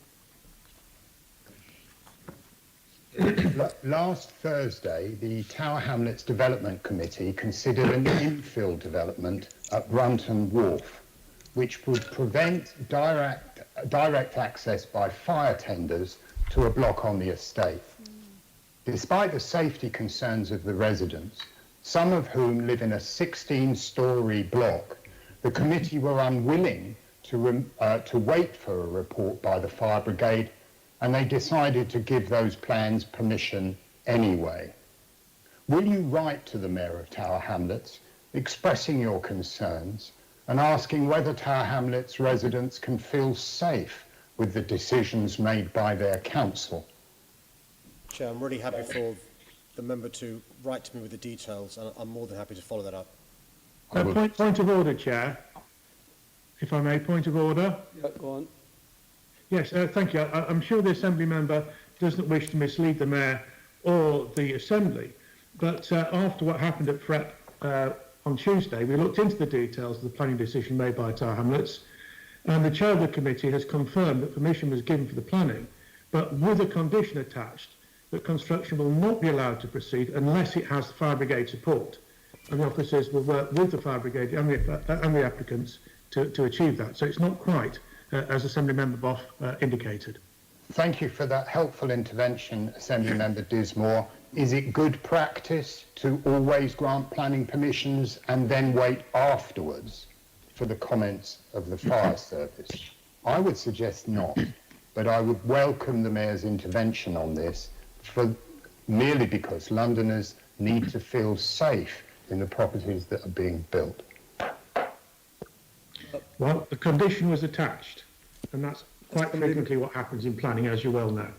Assembly Member Boff, if you can write in with clear details to the Mayor as is indicated, I will do so, complete with the comments of local residents as well.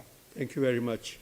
Move on to the next question from Assembly Member Qureshi, which is on supporting leaseholders left mortgage prisoners by EWS1 forms.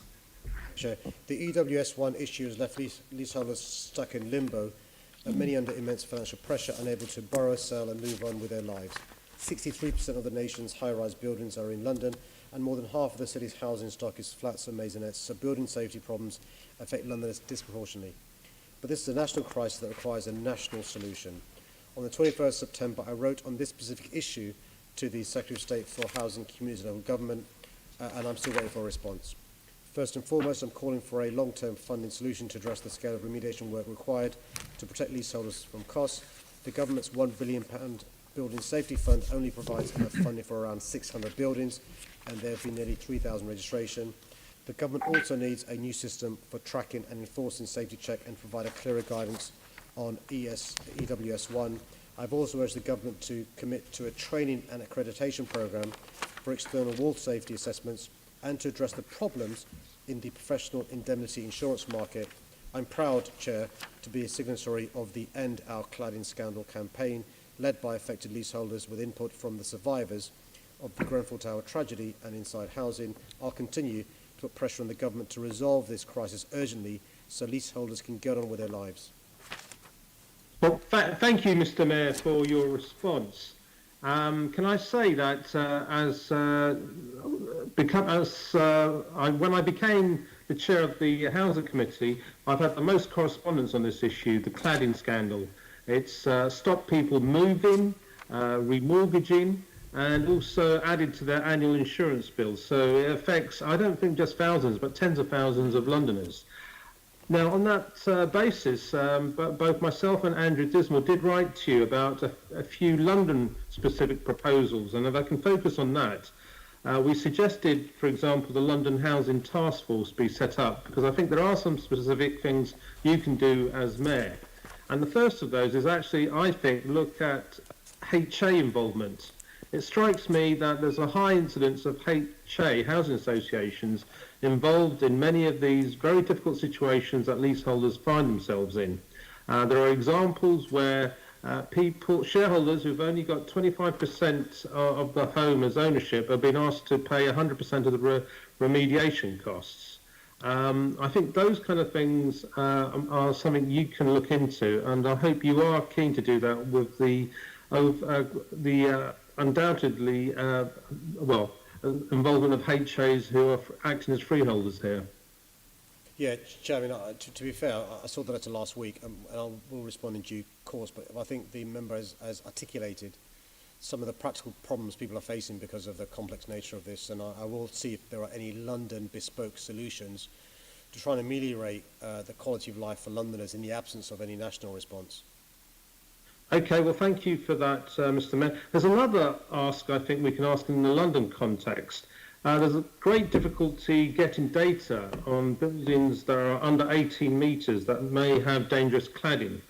Is it possible for the London Fire Brigade to collect data from their fire safety inspections to be made publicly available?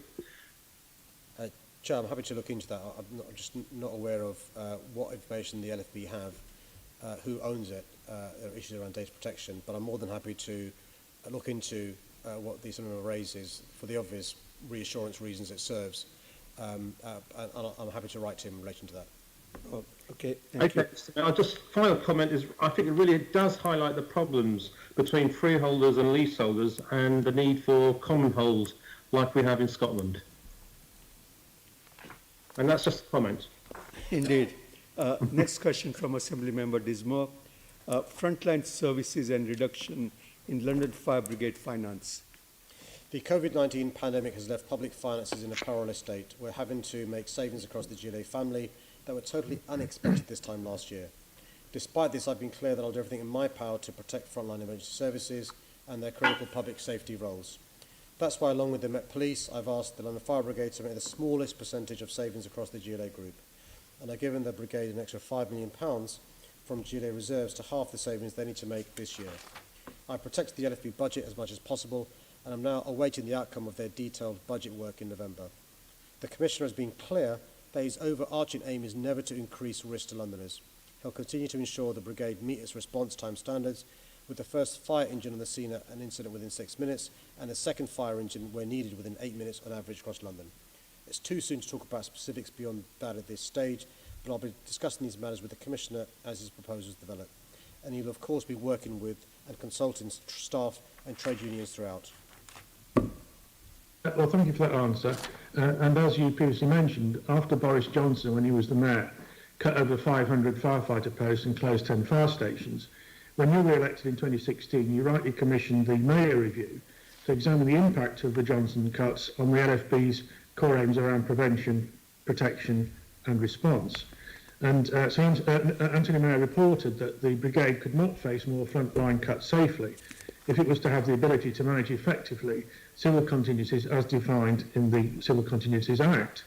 He also said that further cuts would particularly affect capacity to manage new challenges and major incidents where the brigade needed to correspond with the LAS, such as major health emergencies or terrorist attacks. And since he reported, of course, we've seen additional demands due to the consequences of terrorist attacks and the health implications of the virus. And on top of that, above all, the consequences of Grenfell. Do you still agree with Mayor's findings, and do you trust Boris Johnson's government to take seriously the risks that underfunded London Fire Brigade represents?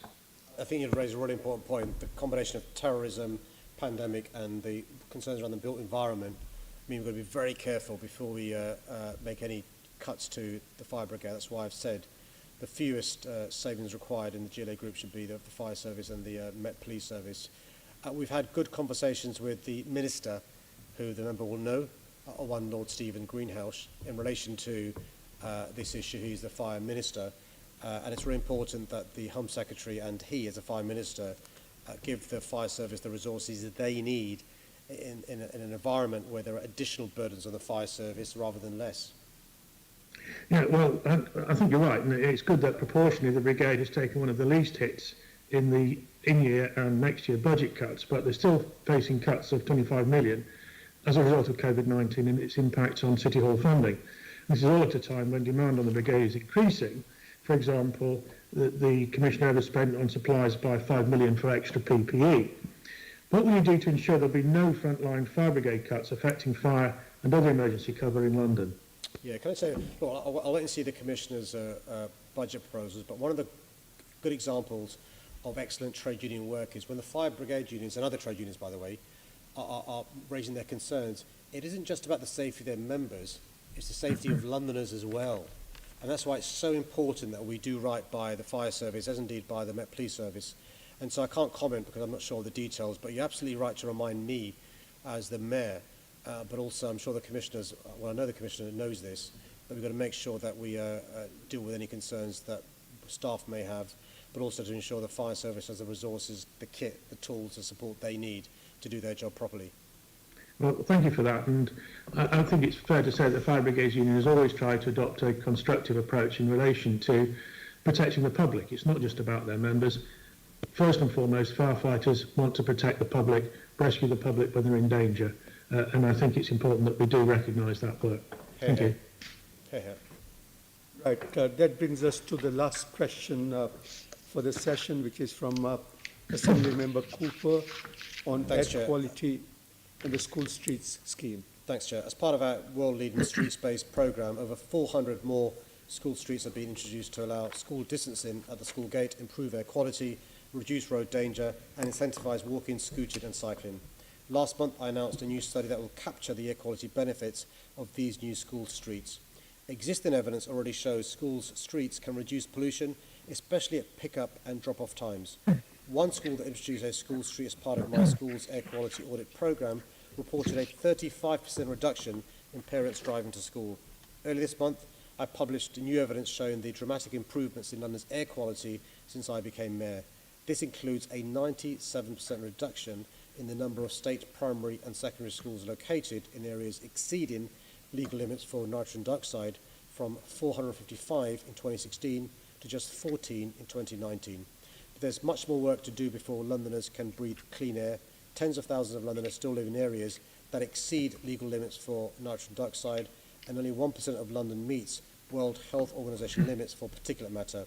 So I'll continue to improve, to work to improve London's air quality, including by expanding the ULEZ up to the North and South Circular Roads in October 2021. Thank you very much, Mr. Mayor, and thank you very much for everything you've done since you were elected in 2016 to push forward with improvements to London's air quality. Now, you mentioned that over 400, in fact 430 schools have signed up for school street projects. They have invested in improving their local air quality with all the associated health benefits for children. It would be beneficial for all schools to be involved, and I just wondered if you had any kind of idea of how many more schools are expected to sign up for the Emergency School Streets project. Well, look, we're currently negotiating with the DFT for the second half of TfL funding. There's no money left in the monies we have. And what we've done in the meantime also is have a toolkit which can be used by schools and boroughs to bring about school streets. It doesn't cost a lot of money, actually. And so we're hoping that boroughs will work with schools over and above the 431 to get more school streets going. Yes, I mean, there's clearly some sort of slightly cheaper options that include sort of movable bollards rather than putting in number plate recognition cameras and things like that. Do you have any information about the monitoring that's been going on to make sure that we are getting the schools that are in most need prioritised? Because some schools are nearer to dirtier streets than others, aren't they? Yeah, you're absolutely right. What we can't do is have those schools who have got the keenest head teachers who put in the bids may not need these improvements, getting the resources, and those schools that need it, not getting it. So we're working closely with the boroughs who have been working with their schools who need the changes to apply for the money. And then what we're doing, which you'll be pleased to know, is we're monitoring a selection of schools to see the difference we make, and then we'll be using those lessons to cascade to other schools. As you say, the ambition must be that all schools benefit, not just the 431. No, absolutely. Finally, Mr. Mayor, I just wondered if you'd like to say how important you think retaining the ZIP card, the under 18 travel card for 11 to 18-year-olds, will be in terms, as we go forward with that negotiation with government for funding for TfL. I think it's a great way of keeping pupils out of cars and helping to make London's air cleaner and encouraging them to use public transport to get to school. And is that something you're able to prioritise in that negotiation? Absolutely. Look, let's just think about it. If you're a parent or carer with 2, 3, 4 children, you may choose to drive your children to school or schools rather than paying for public transport, which you'll be required to do if the government gets their way. But also you're giving young people experience of public transport, which you hope they take with them when they become adults as well. But all the evidence is, if you use public transport, you're taking part in active travel, walking to the station, walking to the bus stop, rather than jumping into a car outside your home. And the other point, which is really important, you'll be aware, is it's the poorest Londoners who suffer the worst quality air who use the free under 18s travel. 60% of whom, I beg your pardon, are black, Asian, minority ethnic Londoners. So you're absolutely right. It's really important that we persuade the government to do a U-turn and not take away free travel for under 18-year-olds in London. you very much, Mr. Mayor, and I couldn't agree more. Let's cross our fingers and hope that the government sees sense. Thank you, Chair. I'm finished. Assembly Member Boff. Can you write to me on how you will enhance the air quality monitoring arrangements around schools on the routes to the Silvertown Tunnel before, during and after its construction? Well, I already gave an answer to a previous question. I'm not sure if the member was listening. Maybe had a bad connection. In relation to a question asked by some member Pigeon, which is in addition to the work the air quality team does in relation to nitrogen dioxide, we're going to look into the possibility of also looking at particulate matter as well. That will give us an idea of where things are now, but also in the future as well. I did hear the contribution earlier. She didn't actually ask for you to write to me, which is what I'm asking you.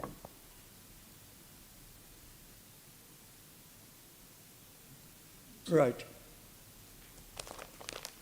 Well, I take that as a comment, and we leave it at that. One last flourish. Right. Look, that ends Mayor's question time. Thank you, Mr. Mayor, for your answers.